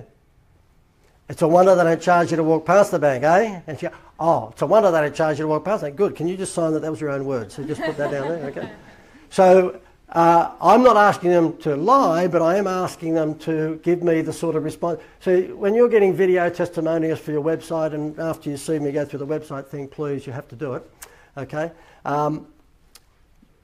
Don't just write away to these customers, say, would you give me a video test? Because you know what's going to happen, you know? This will be, iPhone. Hi, I'm Beryl, and I'd just like to say that ever since I went to Dr. Chan, my back's feeling better. He's a lovely man. You know. Just kill yourself. So therefore, that's not going to work, okay? It's got to be problem solution. It's got to be, hi, my name's Esme. You know what, I couldn't move my neck 2 weeks ago, but I went to the Whacker and Cracker chiropractor, and I am now doing the 4-minute mile. It is fantastic. My neck's still out, but I'm doing the 4-minute mile, right? So therefore, it's got to be shit to gold, okay? It's got to be Jenny Craig. You see what happens with Jenny Craig? Yeah. Jenny Craig's is, there's 5 steps to this direct response thing, and I'll show them to you in a little while, but basically is identify the problem. Number 2, aggravate the problem. Number 3 is provide the solution. Number 4 is provide proof. And number 5 is to actually call to action. Now, I'll throw a screen up. You can take a photo of it later on, so don't worry if you don't get that down. So, Greater Building Society. Problem. You got a home loan with the bank and they're treating you like shit. Yep. Aggravate the problem. Guess what? They've got shareholders. They will not be stopping charging all those fees. Oh, shit. Okay. And they're still going to treat you like shit. All right. Number 3, we've got the solution. Swap to the greater, you get a free holiday. And you won't get treated like shit. And number 4, guess what? We've got proof. Betty Bankstown and her husband, you just saw them. We swapped to the greater and our life's so much better. And we went to Fiji. And then 5, call to action. Ring 13 1386 or go to greater.com. So easy. Jenny Craig, problem. Are you overweight and not feeling healthy? Yep. Aggravate problem. Guess what? Spring's just around the corner. Do you want to look good in your swimsuit? Yep. Solution. Swap to Jenny Craig and you look like Miranda Kerr within 4 weeks. Okay. Number 4, provide proof. You show the shit to gold stories. You show before and after. After 4 weeks, it looks like this. Now she looks like Miranda Kerr. If she doesn't, show a photo of Miranda Kerr. And I can see people right there, okay, well, I guess we'll just do that. JD, Miranda Kerr's suing me. And then number 5, call to action, go to jennycraig.com. Really, really simple. Did the greater know I was doing any of this? No, they didn't care. They just saw the bloody loans go through the roof. Okay. Kidoki. Now, after we did all this, Seinfeld came along a few years back, and you'll see there that he thinks I'm funny, so he's asking me for some koala jokes there. And I stole some from Ostentatious. How much can a koala bear? And so therefore, he just took their loans to a whole different level. Okay, and thank you very much for the one person that laughed there. And anybody on Facebook Live, thank you very much for at least, well, doing whatever you're doing. And you'll notice here, no interest rate whatsoever. Jerry in his contract, and he wouldn't know it's there. He's a really nice guy, by the way. If he has to travel more than 50 miles from his home, you had to provide him with a Learjet. He cannot go on a plane, okay, he's bigger than the Pope. And so therefore we decided it was a bit expensive to bring him out to Australia on a Learjet, so we took the Greater Building Society to a little town that happened to be 48 miles away from where he lives, called Cedarhurst in New York. And so we took over the whole street, closed the town down for a week. It was a little town, a bit like you'd see up in the top of the Tamborine Mountains, that sort of thing. And so there was an empty shop there that was a delicatessen, and we just took the entire Greater Building Society signage and whatever over. When you deal with someone like Seinfeld, he doesn't muck around. All the cars in that street had to have New South Wales number plates. The trees were replaced to be gum trees. All the car parking meters were Australian carpet. We just had to go overboard because when you're dealing with someone that big. Do you know that Jerry has a lady that sits next to him all day and just takes down every word he says on a tablet? And I said to her, what's your job? She said, I just take down every word he says. If he coughs, she writes coughs. Because he'll say to her, can you tell me what I said 5 minutes ago? And she'll scroll through and go, blah, blah, blah. He goes, no, go back a bit. He goes, yeah, okay, that's one we use. It was good fun to work with. Has to have riders around him all the time. Like you don't know what goes on behind these things until you get involved in them. But really nice guy. He kept on asking me, can you give me some country towns in Australia we can throw into the ads? And I said, yeah, okay. And we got away with Curry. He goes, why isn't it just called Curry? I said, I don't know. And so, he'd finished the ad. Well, next, because the whole preface for this campaign was that he's come back from retirement. He's doing speaking outside, just, street sort of, what do you call it, street buskering, yeah, that sort of thing. And nobody gives a shit. Everyone's just walking past him. So I'll play the ad and then I'll tell you some of the funny towns that we did anyway. I'd like to talk to you about a home loan. Not for me, for you. I have a home. Well, get a getaway home loan from the Greater. It could be the most fun financial decision you'll ever make. Just ask a Greater customer. When we shopped around for a home loan, we found the Greater had one of the lowest interest rates. And a free holiday with over 200 choices, and there were no catches. Get a getaway's home loan and go on a free holiday. Or loan us some money and we'll go on a holiday. Either way, someone's getting out of here. Okay, so does that look like traditional home loan ad? No way, okay. So what he would say to me, because we're all hanging around when he's doing it, those people, the Australians, of course, that was shot in Dungog in Australia, and we just spliced it in. We didn't want to fly them to America. And we flew them to Dungog. And Jerry said, well, give me another town. So Curry. Go, next week I'll be outside the delicatessen in Curry. So you better hurry, or I'll commit, hurry, sort of thing. Not funny when I say it, but when Seinfeld says you've got 80 crew around, we just all pissed ourselves. He said, give me another one. I went, Wagga Wagga. He goes, you're taking the piss, aren't you? I said, no. He said, can't be Curry and Wagga Wagga. I said, mate, there's a place called Wagga. He said, well, why isn't it just Wagga? I said, I don't know, ask the Aboriginals. I'm not sure, just Wagga Wagga, all right? Okay, right. So then he did the Wagga Wagga, and then he said to me, give us another one. I said, Dunny-Doo. And he goes, that's it, I'm stopping. Okay. Now, when he was around I got him for 3 years, and I stuck around for about 2 years of that, and then I moved on, and I told you what the result of that was. They tripled their home loan market share in the first 2 years. We're talking like crazy. And I can't guarantee if you come into our world that this is going to happen to you, but there's not very many instances where the increase is not dramatic or avalanche. It's not like, we went up 9%. I'm glad I became part of JD's world. I'm not saying that there are people who just don't follow the dots and it doesn't work for them. Of course there are. It's like a gymnasium. If you go and the personal trainer tells you to do stuff and you don't lift those weights, you're not going to get the muscles. But most of the time, this is so outside the square compared to sponsoring the Brisbane Broncos and getting nowhere that you'll find that there's a good chance that you will possibly have quite a big difference in your turnover.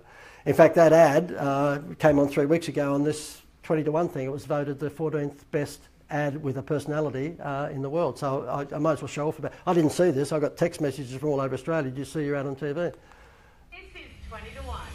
Tonight on the all-new 20 to 1 Superstar commercial. We've got what you want. Lots of famous people. Hey, shit. They're famous people.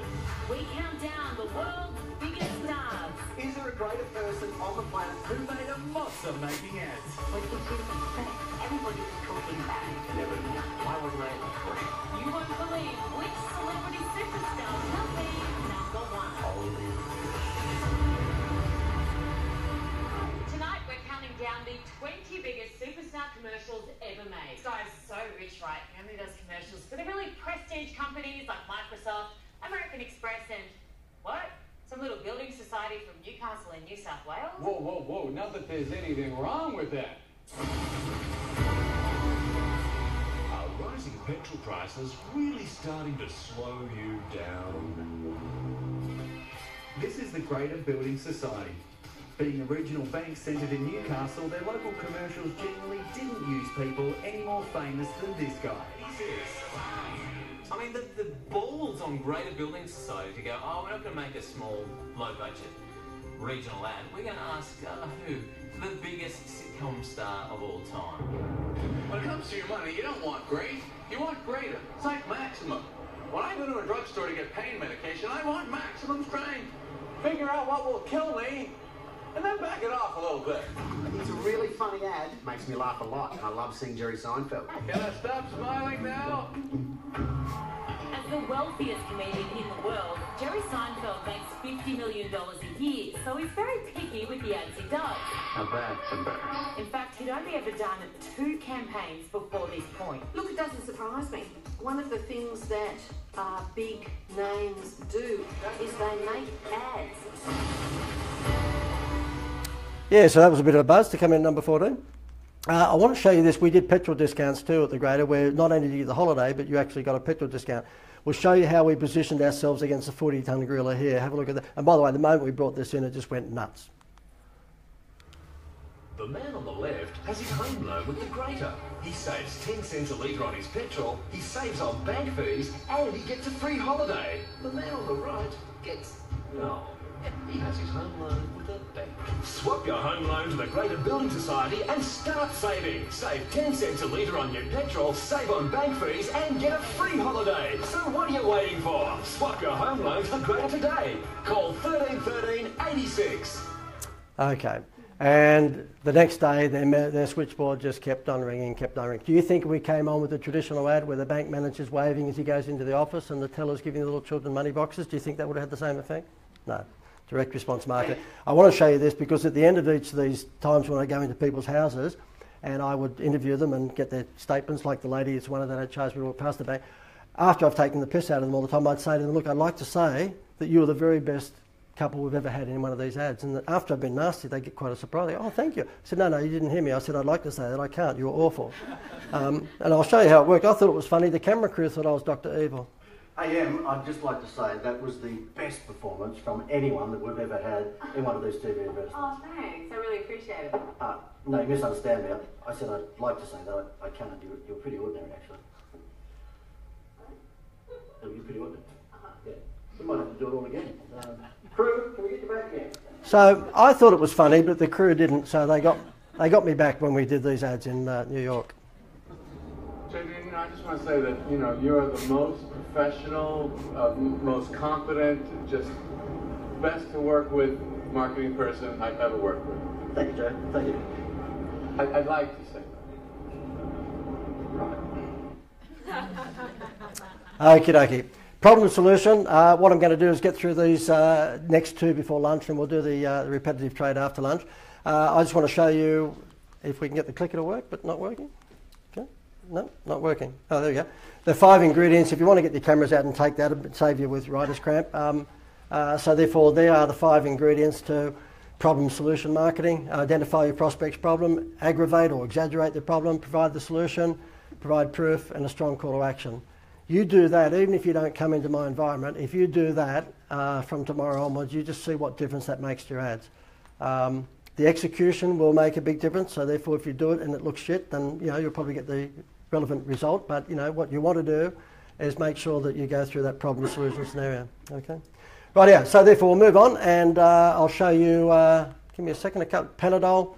What they do is a very well problem solution. In the old days, they thought we were interested in what's in the tablet. We don't care. They can put cocaine in there. I just want the headache gone in 10 minutes. All right.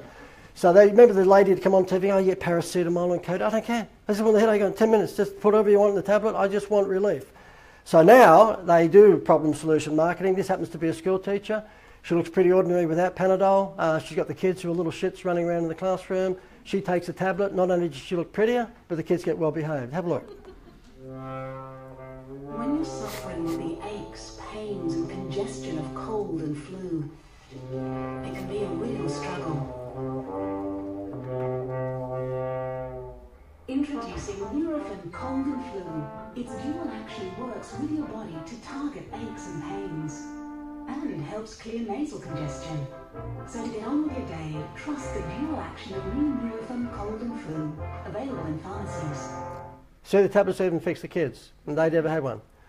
This is a weight loss one. This lady here, again, fantastic before and after. If I do say so myself, have a squeeze at this. Shit to gold. I knew something had to change, and I was the only one that could do it. I was the only one that could change my life. And then I found weight loss. All the diets I'd ever been on never worked. this is working. My favorite part was how simple it was. I actually saw the person underneath everything. I love the way I started looking. I felt beautiful. A whole new me, thanks to you. So the lesson in that is not just problem solution. If you can get your subject to cry, it's even much, much better. I'm able to do that with a lot of my clients when I show them how their website should look, yeah. She wasn't crying, so we punched her in the stomach, and sometimes you have to do that, okay? You've got to do whatever you need to do to get the best result. Dr. Maura McGill, who was coming today, as a matter of fact, unfortunately she didn't end up making it, but I've got to say, she's a good friend now, this was a few years ago. She's Australia's #1 menopause doctor, but natural remedy, not the silly stuff that they give you for women who've got menopause that takes on all sorts of... There's something that they give apparently that, is it HRT, that's been proven to give early dementia and stuff? Well, no, this lady's against that.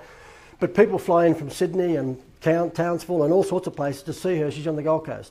And she, if we can kill the lights for this one, that'd be good. Yeah, she actually got all my stuff but gave it to her daughter-in-law to put together. So that's why if the Today Show wants to talk to anyone in Australia about food, they'd ring up one of the master chefs. If they want to talk about menopause, natural healing, they ring her up. That's how she is. Lovely lady. She's 71 years of age, would you believe? So she's doing something right. And she's also a doctor. So she's a doctor. She's also a lawyer, I'm sorry. Smartest lady you ever come across. She did law up until when she was 50 or something, and she took medicine. She's really, really smart. But what she didn't do here is use our supplier list. She didn't use our artists. So instead of this stuff turning out, looking like that, it turned out like a bag of crap. And so therefore here she is, the #1 person in Australia. It looks like a school tuck shop brochure. She's got the right ingredients, suffering from mood swings, hot flushes, sweat, so it's a problem. Are you 50-year-old? Last is a relief solution, and I'm the expert, so come to me. She's got all that right, but it turned out like a school tuck shop brochure. And I said to her, look, we've got to fix that. And she said, how do you do it? I said, just like that, okay? So therefore, that is what we did for her. We changed it from looking like that to looking like she was Australia's #1. Exactly the same words. There's no difference in the words. It's just the actual execution of it. She looks like Versace now. She looked like Bilo before. On the inside, this is a 4-pager we did for her. So therefore, on the inside, page 2 and 3, I've got copywriters that do this with me now, but I actually wrote this copy. And so you'll see here, they're not happy. They are, because they've been to her. And you'll see here that when I was writing it, do you struggle with any of these following symptoms? Remember problems? Hot flushes, sweats, mood swings, tears and frustration, low libido, suffering sex life, relationship stresses, divorce threatening, foggy brain. When I was writing, I realised I had menopause. So the good thing was that I ended up stopped having to pay. We did a contra, and I'm much better now, although I still do have the suffering sex life thing. I only said to Gail, my wife, last night, I think sex would be so much more enjoyable if only I had a partner. So I'm still going through that, but it'll get better. Okay, so therefore then, if you see the before and after, big, big difference. Who thinks the one on the right positions her in the right category? Okay, this is Bilo, that's David Jones. Now, she said to me, I'm running at 50-something% occupancy in my doctor's surgery. Can you fill the rest? I said, that'd be easy. And I said, so what you've got to do is firstly increase your prices, because she was charging $75 per 17-minute consultation. I said, well, we'll have to put that up because we're going to position you from this to this. You're Australia's #1. That's where you should be. And I'm not the cheapest marketing guy in town, but I reckon I'm the best. And you'll get unbelievable value from me. You can pay a 23-year-old probably a portion of what you'd pay for me, but good luck, I've made all the mistakes and I don't make them anymore, so therefore you pay for that, but you'll get great value. And in her instance, it's the same thing. So she said, oh, okay, $75 per consultation, what should I be? $150. She nearly fell off a chair. She said, what? $150 from tomorrow. She said, we can't do it. Yes, you can. Yes, you can. Because what we'll do is we'll put this brochure out on the Sovereign Islands and Sanctuary Cove, and it won't go anywhere near bush pigs, okay? So therefore, you will never let anyone in this surgery, if they've got a flannelette shirt, you do not let them get anywhere near the place. You have security guards outside, all thongs, okay? So just send them off to Jetstar where they should be, and don't let them get anywhere near your Virgin Lounge, right? So therefore, that's what happened. And we put this out through Sovereign Islands, and we put them out through all the rich suburbs on the Gold Coast. She was booked out for 3 months within the first week, just gone, okay? She had one complaint, didn't matter, it was a bush pig. So therefore, that's the way, it's called message to market match, simple as that, okay? Okay, you see people going, no bush pigs, okay? This is the pharmacy stuff I was telling you about, free home delivery. Okay, so that's all big time. Carnival Land, I'll just do a quickie on this. This guy was actually in the carnival rides business, so therefore he was renting these rides to school fetes to raise money. And that was his awful brochure that he used to send out. I don't know why he came up with a tagline like that. We put smiles on kid faces. I mean, for goodness, so does the Catholic Church. But I mean, it's not the tagline. I went to a De La Salle school. I'm allowed to say that, right? It's not the tagline that I'd be using for this sort of thing. Okay? I can see some of my crew down there. Do you know this is going on Facebook Live? Do you have any idea who could be watching this? I don't think Pope Francis would be on just at the moment. I think he'd let me get away. So this was going out. Do you notice that there's a lack of humans in there? Okay, so therefore, if you are going to be advertising, you want to make sure that you put your target audience in your ad. You've got to put your target audience in your ad. So therefore, there's no, and it might be in a distance, but of course the carnivore, wait for it, it gets better. Oh no, I don't know where it is. Yeah, this is page 2 and 3. Okay, this is like 24-page brochure he used to send out to the schools, because what he would do is sell his carnival rides to the schools to raise money for their school carnival. And here it tells you that, you know, his great-grandfather started this business in 1864 with Fred Flintstone. Who gives a shit? And then here, wait for it, this is better. He thought you might be interested in all the mechanics and the details of the ride. So he says here, a 15 mil diameter, what is it? It's a 1x32 amp, 3-phase electricity. I beg your pardon. I just want to know how to make money out of my school fete.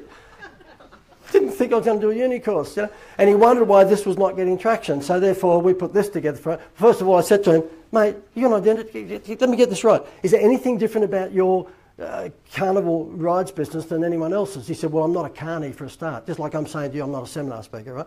And he's, because everyone's a bit worried about carnies, you know, they've got 6 fingers and all sorts of things, and the dwarfs to... oh, by the way, we do have a rule too. If you're interested in coming on this program, we don't take any small people. They scare me. They're sort of like carnies, and they're just always, yeah. And no Beryls, Esmes or Daphnes. Because seriously, have you ever met an interesting Beryl, Daphne or Esme? They just belong in country practice. That's where they should live, right? So it's funny. Like we did this in Sydney a few weeks ago, and a guy came up and he goes, and he's about my age, my wife's pretty small. Is that okay? It was a joke. It was a joke, all right? He said, yeah, but there's another problem. I said, what's that? Her name's Daphne. I said, oh, well, talk to Jody. She might be able to work it out, because Jody is height impaired. Look, stand up, Jody. Yeah. Excuse me. So anyway, so you've got to, by the way, you come on this thing, you have to have a thick skin, all right? So this guy said to him, well, is there anything special about your, you know, carnival rides? He said, well, there is, because he said, we actually cater for the school. So if it's a private school, we'll put in the more expensive rides, because when their parents come to the school fete, they'll pay $10 to go into the ghost train, right? But he said if it's a, you know, public school out in the western suburbs, we'll put in the rides that will be the cheaper ones. I said, well, there you go. That's different from, you know. He said the other thing is that when I go in to pitch for the school fundraising committee, the guy that's leaving before me has come from a carny company. He's got tattoos of guns all over his neck and this, that and the other. He's wearing a blue singlet. He said, I'm in a suit. And he said, that guy before me is in blue singlet, and I can hear him as he's leaving. If you want any more details, my name's Snake. And here's my number on the back of a little bit of paper. So he said, when I walk in, I'm in a sports jacket, and I'm, you know, he's about my vintage, so he's been around the block a few times. He said, the school committee goes, oh, well, you're in anyway.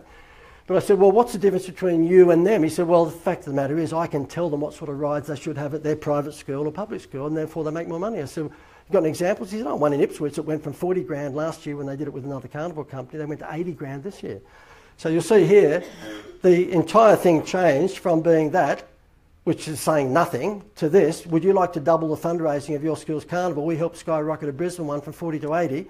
And when you go to page 2 and 3 that used to look like that, you go to page 2 and 3, we go problem solution. We are specialist fundraising specialists for schools. We know your problem, number one. You have chocolate fundraisers and end up buying all the chocolate yourself. Number 2, Lamington Drive, another fundraiser is too much work. Number 3, you're nervous about holding the carnival because you don't know where to start. Well, guess what? We have the solution. And then over there we tell them what the choices are and so on and so forth. So before and after, it was dramatic. His business grew like crazy once he started to put this out and promote the fact that he was Australia's #1 school fundraising expert. Had nothing to do whether he was a carnival ride game.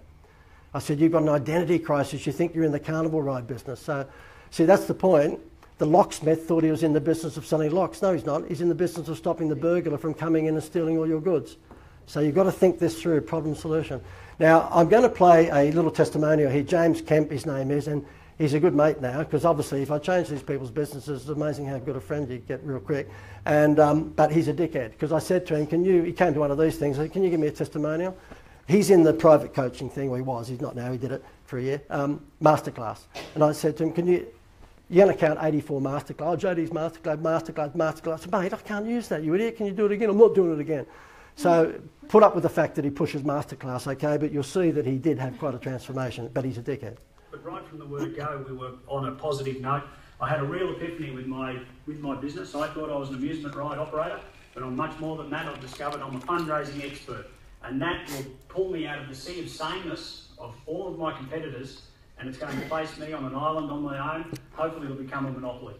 The brochures that we had were done in-house. They were very much probably someone that might be might call it like a tuck shop ladies put one together, especially seeing as though we're in the school scene.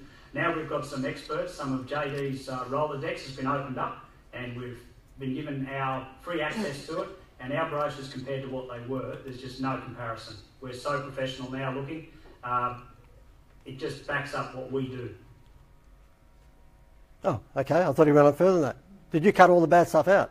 Oh, I got Pat on to actually editing this. I did, because what happens in the real one that goes on for a few minutes, oh, JD's masterclass, his masterclass. I said, mate, stop doing that. Like, it looks like it's made up. He goes, well, I thought you wanted to plug them. No, just act real.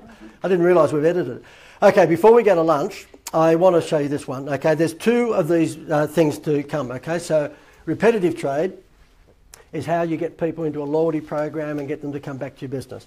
And if you say to me, well, we're a B2B business, how can we do that? Because, a lot of the people we deal with are not allowed to take, bonuses, okay? They're handcuffed. That's fine.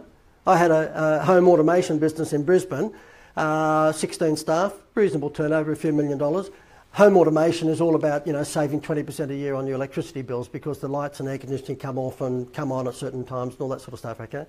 And they had a market of high-end builders. And so therefore they said the trouble is that we'll get a couple of jobs in Sanctuary Cove or the Sovereign Islands, and they're building a 3-storey home, and the home automation might be $40,000, but then they'll get it twice from us, and then the third time they'll get a better price from another electrician, another company, and they'll go to them. I said, well, we all have that problem. So you've got to make them sticky. They go, yeah, how do we do that? And I said, well, you give them a wow factor, a Happy Meal toy. And they said, but we can't do that because they're not allowed to, some of the bigger building companies not allowed to. So no, okay. What'll happen is that tell me what your profit margin is. If you did a $40,000 home automation job, which is about the average for them, what do you make out of it? $20,000. So half of it was profit. I said, good, okay. Well, in that case, would you be willing to give up 10% of your turnover to double your sales? And of course the answer is, yeah, every day of the week. Good. So from now on, when you send out to the builders your new campaign, it will say for every $10,000 you spend with us, we're going to give you a Las Vegas convention point. And when you save up 10 Las Vegas convention points, which means they've spent 10 times $10,000, you and your wife, or you and your business partner, whatever it is, you get 2 tickets to Las Vegas. Every November, we'll be having a convention in the New York Hotel in Las Vegas, and you're going to come.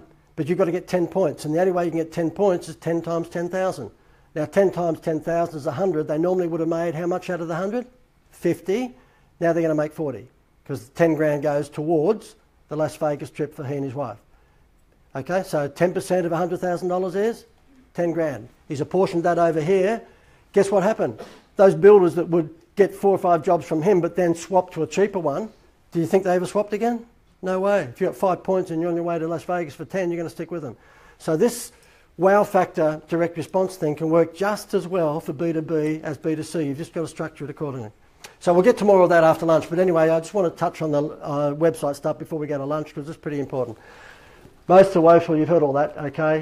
The industry that I find is probably similar to what we're talking about here today is the magazine industry. I used to look after Women's Day, Family Circle and Burke's Backyard for ACP. So when Packer was alive and he owned this business, he contracted me to look after 3 magazines as a consultant.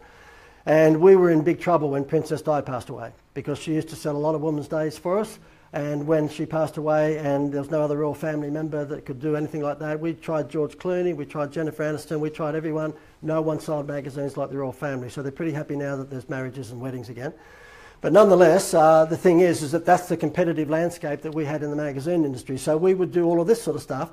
We would give you free nail polish, we would give you free lip gloss, we'd give you a weight loss diet, free program, whatever it was. You needed a trolley to take the damn magazine out of the news agency, right?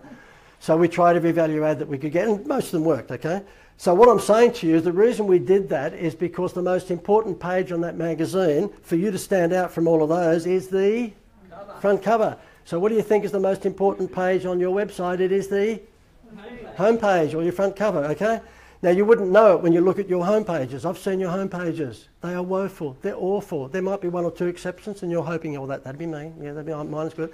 I'm going to go through a checklist here. You can take a photo of this when it gets to the bottom, if you like. I'll just whiz through them quickly so you can get your camera out now so we don't have to spend much time on it. Is it exciting? Well, yeah, the first one is Doe, of course, yeah. But do you have a welcome or overview video? Who in the room here at the moment has a welcome video right up front on their homepage? There you go, okay? So basically, you're missing out on the most powerful form of communications the world has ever seen, and that's called video. Who would rather watch a little 60-second video than to read reams and reams and reams of type? Okay, provided the video is Robin Williams or something funny, not like, hello, my name's Esme and I wet my pants. No? A problem solution headline, okay, like the Panadol effect, a free gift download to collect visitor data, biggest benefits 3 or 5, not 2 or 4, do not use even numbers. Video testimonials from customers. Do you know that if you go to TripAdvisor and look up the top 50 resorts in the world, there's an industry called the hospitality industry that should have video testimonial after video testimonial after, oh, I'm at this resort in the Maldives, it's pina colada, look at the beach.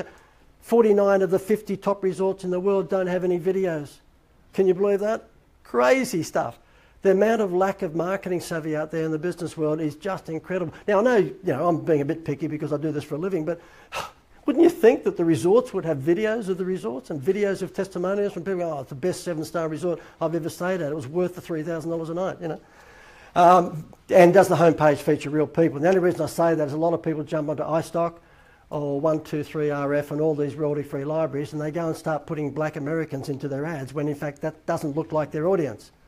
So make sure if you're going to go through a photo stock library, you go through a library that has people that look like your audience, okay?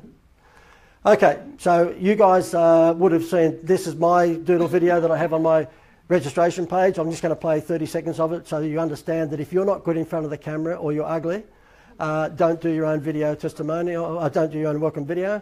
Get a presenter to do it, or use maybe a cartoon, and this is the cartoon version. By the way, I got me off my page, the real me, and put the cartoon version on me. I got a 32% lift in registrations, which pisses me off. Okay.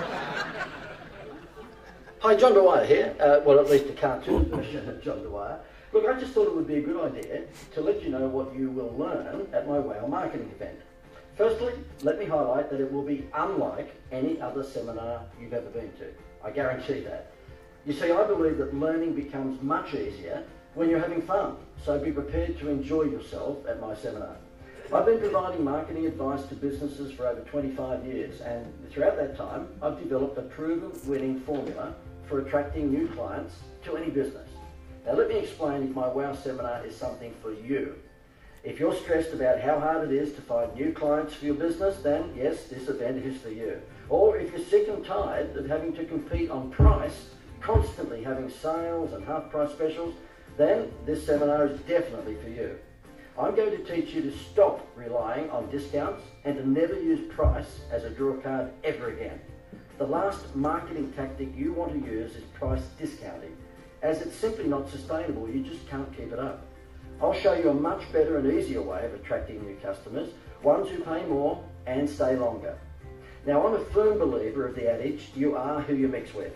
And over the years, I've been privileged to work with the likes of Michael Jordan, Princess Di, Paul Hogan, and most recently, superstar comedian Jerry Seinfeld, who delivered the wow of all wows when he agreed to be advertising spokesman for my client, the Greater Building Society. Okay, so you get the gist of that. When I look around the room, everyone's pretty engaged in that, whereas if it was a video of Esme, there's chances are you wouldn't be as engaged.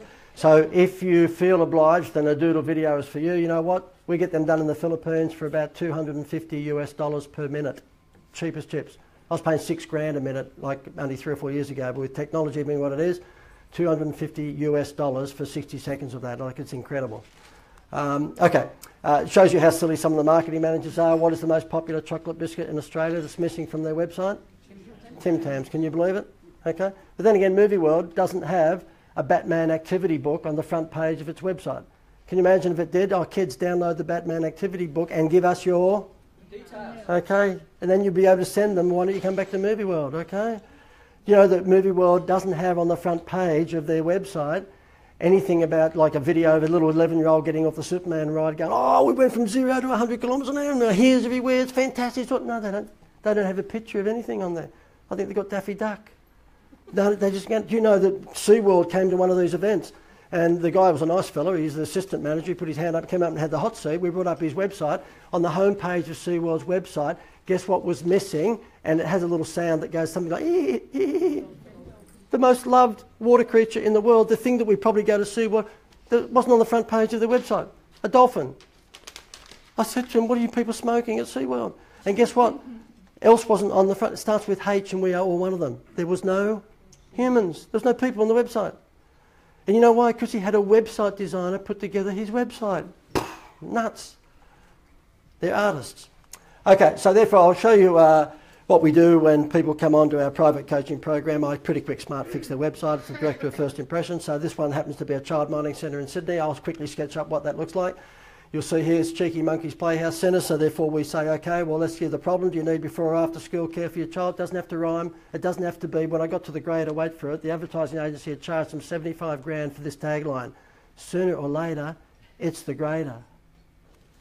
Oh, sooner, I beg your pardon, you paid $75,000 for sooner or later. Do you reckon that's even like derogatory? Well, sooner or later, I guess, whenever else you come back to the grader. It's like, you're nuts.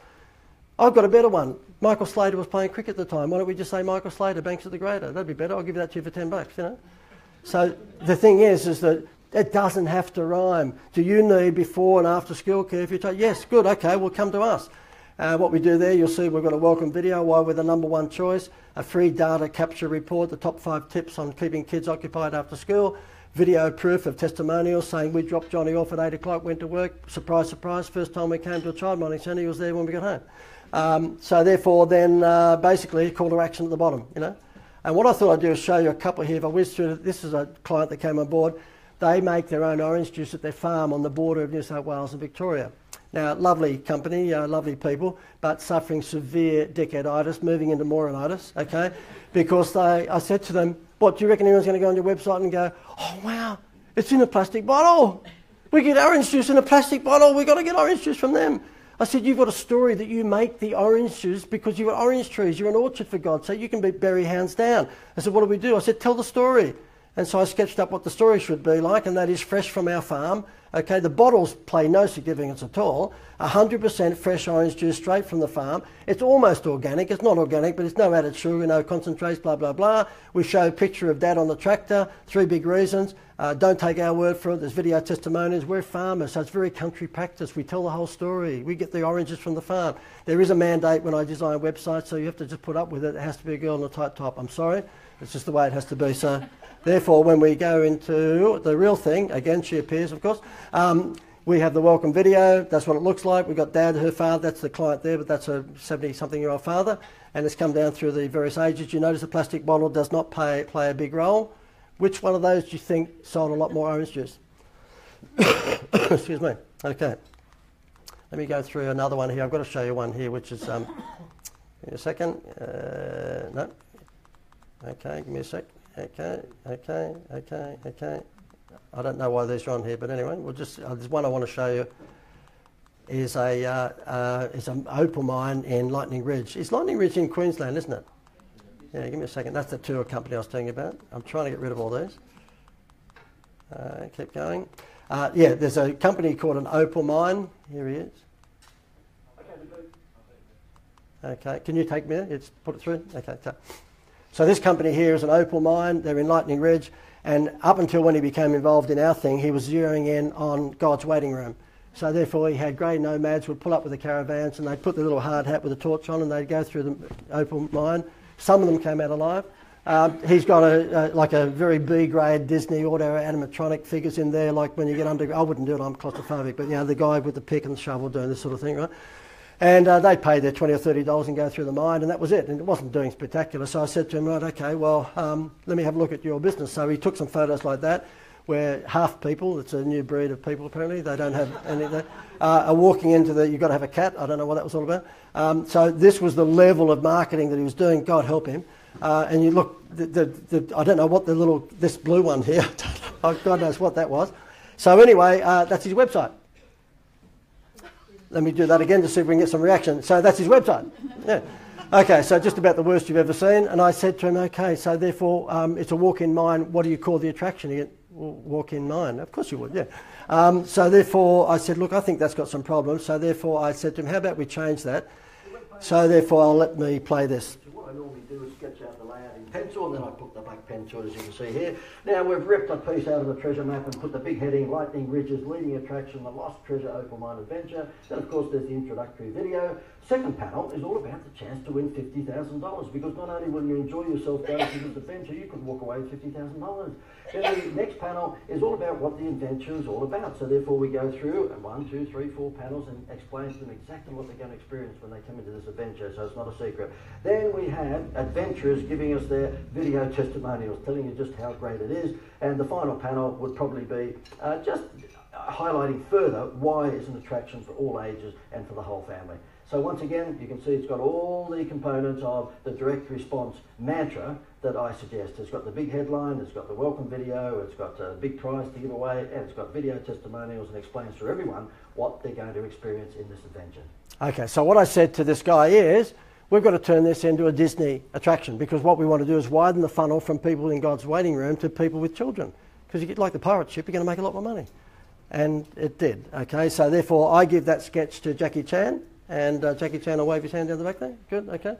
And then he turns it into this for me with his Filipino grip, and that's the website. As you'll see there, it's very Indiana Jones, very storytelling. And you'll see the before and after. If we can turn the lights out, it'd be better, but yeah. So therefore, you'll see, no, probably the other way would be better, but... no, yeah, thanks, no, thank you. Okay, so therefore, isn't it terrible that anyone that works for me, unfortunately, just has to live with the sarcasm? It's just the way it is, right? Even when they do things right, I'm sarcastic. So you'll see there, which one of those websites do you think probably would have got better traction, okay? This one here is for people who are seniors. This one here is for the Disney family. And I'll play for you what this guy who owns the business, his name is Greg, and he's so glad that this all took off for him, because his male modelling career was not really working. So therefore, I'll play. He's a good sport. If he'll see, he'd laugh. Okay. JD is legendary. We actually got started with this thing, and it revitalised my entire business. It changed it from a business which was an average business, and totally rethinked it, turned it into something amazing. And even if I only ever got that one idea from him, it changed our business and my mindset on everything I've ever known about marketing. Legendary. Yeah, so we had a website, and what JD pointed out, our website, it was terrible, woeful. He uses other words, but that was pretty much what it was. It was a terrible website, because we didn't understand. You put a website together, you put pictures on it, and away you go. Well, what JD pointed out was that you actually change it so it actually is interactive, and people actually buy from you and get a total experience from the website, not just a few pictures on a page. So the website revitalised and themed our business, and it has literally totally changed our business, because people become interactive. They go on the website, they see firsthand. We've got video testimonials, we've got stories on it, and the theming of the website is not even in the same world as it was before. Okie dokie. That's about it. I think we'll just break. There might be one more thing I want to show. Oh, this is the testimony. This is the welcome video you don't want to have for your website. Okay. So if you look anything like this guy, don't do it. And if you sound like him, definitely don't do it. This is what not to do on a welcome video. What you should do is go straight to a doodle animation video if this is you. Have a look at how bad this is. There are hundreds of plumbing companies servicing the Brisbane area. For the customer, this can be a daunting experience. Trying to find a competent tradie that you can trust can seem impossible. Hello, I'm Phil Gilliland from Pathfinder Plumbing and Gas, and I'm here to let you know why you should use our company for all your plumbing. No, you're here to bore the shit out of us. You're here to bore the shit out of us, yeah. Okay, so that's not the thing you want. We have a company that puts together what we call carousel photo videos. So even if you don't want to have a big video production where the camera crew comes in with the silver umbrellas and all that sort of stuff, and you just want to use photos, but you want it to look like a video, you can do something like this. And have a look how clever this is. We happen to be able to use royalty-free photos of big movie stars without their approval, because they're royalty-free photos, okay? What do Kate Hudson, Scarlett Johansson and Beyonce have in common? They always look $1 million because their appearance is enhanced by choosing an expert when it comes to ensuring their hairstyle makes the right personal statement for them. At Brisbane's #1 hair salon, Prestige Cuts, our aim is to provide you not only with a stunning appearance, but also the comfort of enjoying a look and feel that complements your lifestyle, hair type, face and body shape. You see, we're not just another hair salon, we're appearance specialists, with an objective to provide you the perfect ambiance to suit your everyday life. Go on, be spoiled. Check out our website and you'll be impressed. So that's a Facebook ad. Can you see what we've done there and taken it from just the usual hairdressing salon ad, which would just show some ladies under the space age things, right, to now showing you how you can be transformed in appearance? Do you notice how we did the sort of Jenny Craig thing there? Again, problem, solution, problem, solution. Now that ad is not expensive to put together because it's a series of royalty-free photographs. We don't even have to come into your, hair salon. Nobody's going to care whether it happens to be the lady that was sitting at your hair salon. So, there's different ways to do these welcome videos now that don't cost you a Spielberg budget. Okay. Right, well that's about it, guys, leading up to lunchtime. Now, for those on Facebook Live, we're going to break for about 10 minutes for me just to get my voice back and have a sandwich next door so that I can just have a breather. And for everyone here, and you can come back on in 10 minutes if you like, and you'll learn how you can be involved in this environment if you want to do that. And for you guys who are here, what we're going to do is, you see we've got some sandwiches and all sorts of things down the back there. Who's interested in sticking around and learning how to sort of get me for $11 a day? Anybody? Okay, well if you are, then stick around, and if you can't afford $11 a day, fine, go downstairs and have lunch and pop back in an hour's time. It's now just on, say, 1:15, so come back at 2:15 if you're going downstairs. But I understand you probably want to do a toilet break anyway, but if you come back in, just come back in, give me 10 minutes to have a sandwich and just have the lemon tea or whatever it is for the voice, and pop back in around about another 10 minutes or so. I'll come back in about another 10 minutes or so. I'll just run through this program and show you what it's all about. It's a pretty simple thing. It's not the hard sell stuff. I'll just throw up some slides and show you what you get in the program. And if you wanted to invest in it, great. If you don't, that's fine too. Any questions I'll take at the time. Just let me, when I come back in, go through the program for 15, 20 minutes, and I'll show you all the stuff that's in there, and then ask the questions. Just let me get through that, and then you can ask as many questions as you like. But those of you that do want to stay for lunch, then there's lots of sandwich. And Jody, is there any special thing? Okay, so there's a smorgasbord down there. Just grab a sandwich, pop back down, and then whilst you're eating, I'll just do the little, the song and dance on what the program's all about. But can I ask you just a show of hands? I mean, I know when you come to these things, you can be a little sceptical and think, is it just going to be the pictures of the... I would show a picture of Maserati, but I don't have one. I could probably go on to, beautifulpeople.com and pretend that they're all my girlfriends, but we don't have any of those either. So it hasn't been that. Have you been pleasantly surprised that there's been good content? Yes. Okay, thank you. Because we want to do everything that I am quite critical of other events like this of not doing, and that is provide lots of content. So what I want to do is that even if you don't spend your $11 a day with me and you join up for a year, even if you don't do that, what I want you to do is go off and say, you know what, I couldn't afford his program, or I didn't do his thing, but you ought to get along to that because it's pretty good content. There's not much of it you can say is BS. It's all common sense on steroids, the whole lot of it. And who can I ask that? It's not a whole reaffirmation ego thing, but is this pretty much common sense? Oh, it's it is, isn't it? It's just refreshing. It is it? Well, can you say that loud? It is. Refreshing. And the other words start with B? Brilliant. Good, okay, thank you very much. See, yeah, exactly. I wish there was a camera. Hang on, just for yeah. So to be fair, so that's brilliant, and you say it is. Well, JD and I used to have an expression. We used to call it bullshit. We now call it marketing. So Memos yourself. Don't have mates come along to seminars. Yeah, okay. Right. So look, we'll break, guys. All I do is I just duck next door and have a sandwich, and I've got this cold at the moment, so maybe Gail or one of the girls who pretend to give a shit will give me one of those lemon teas.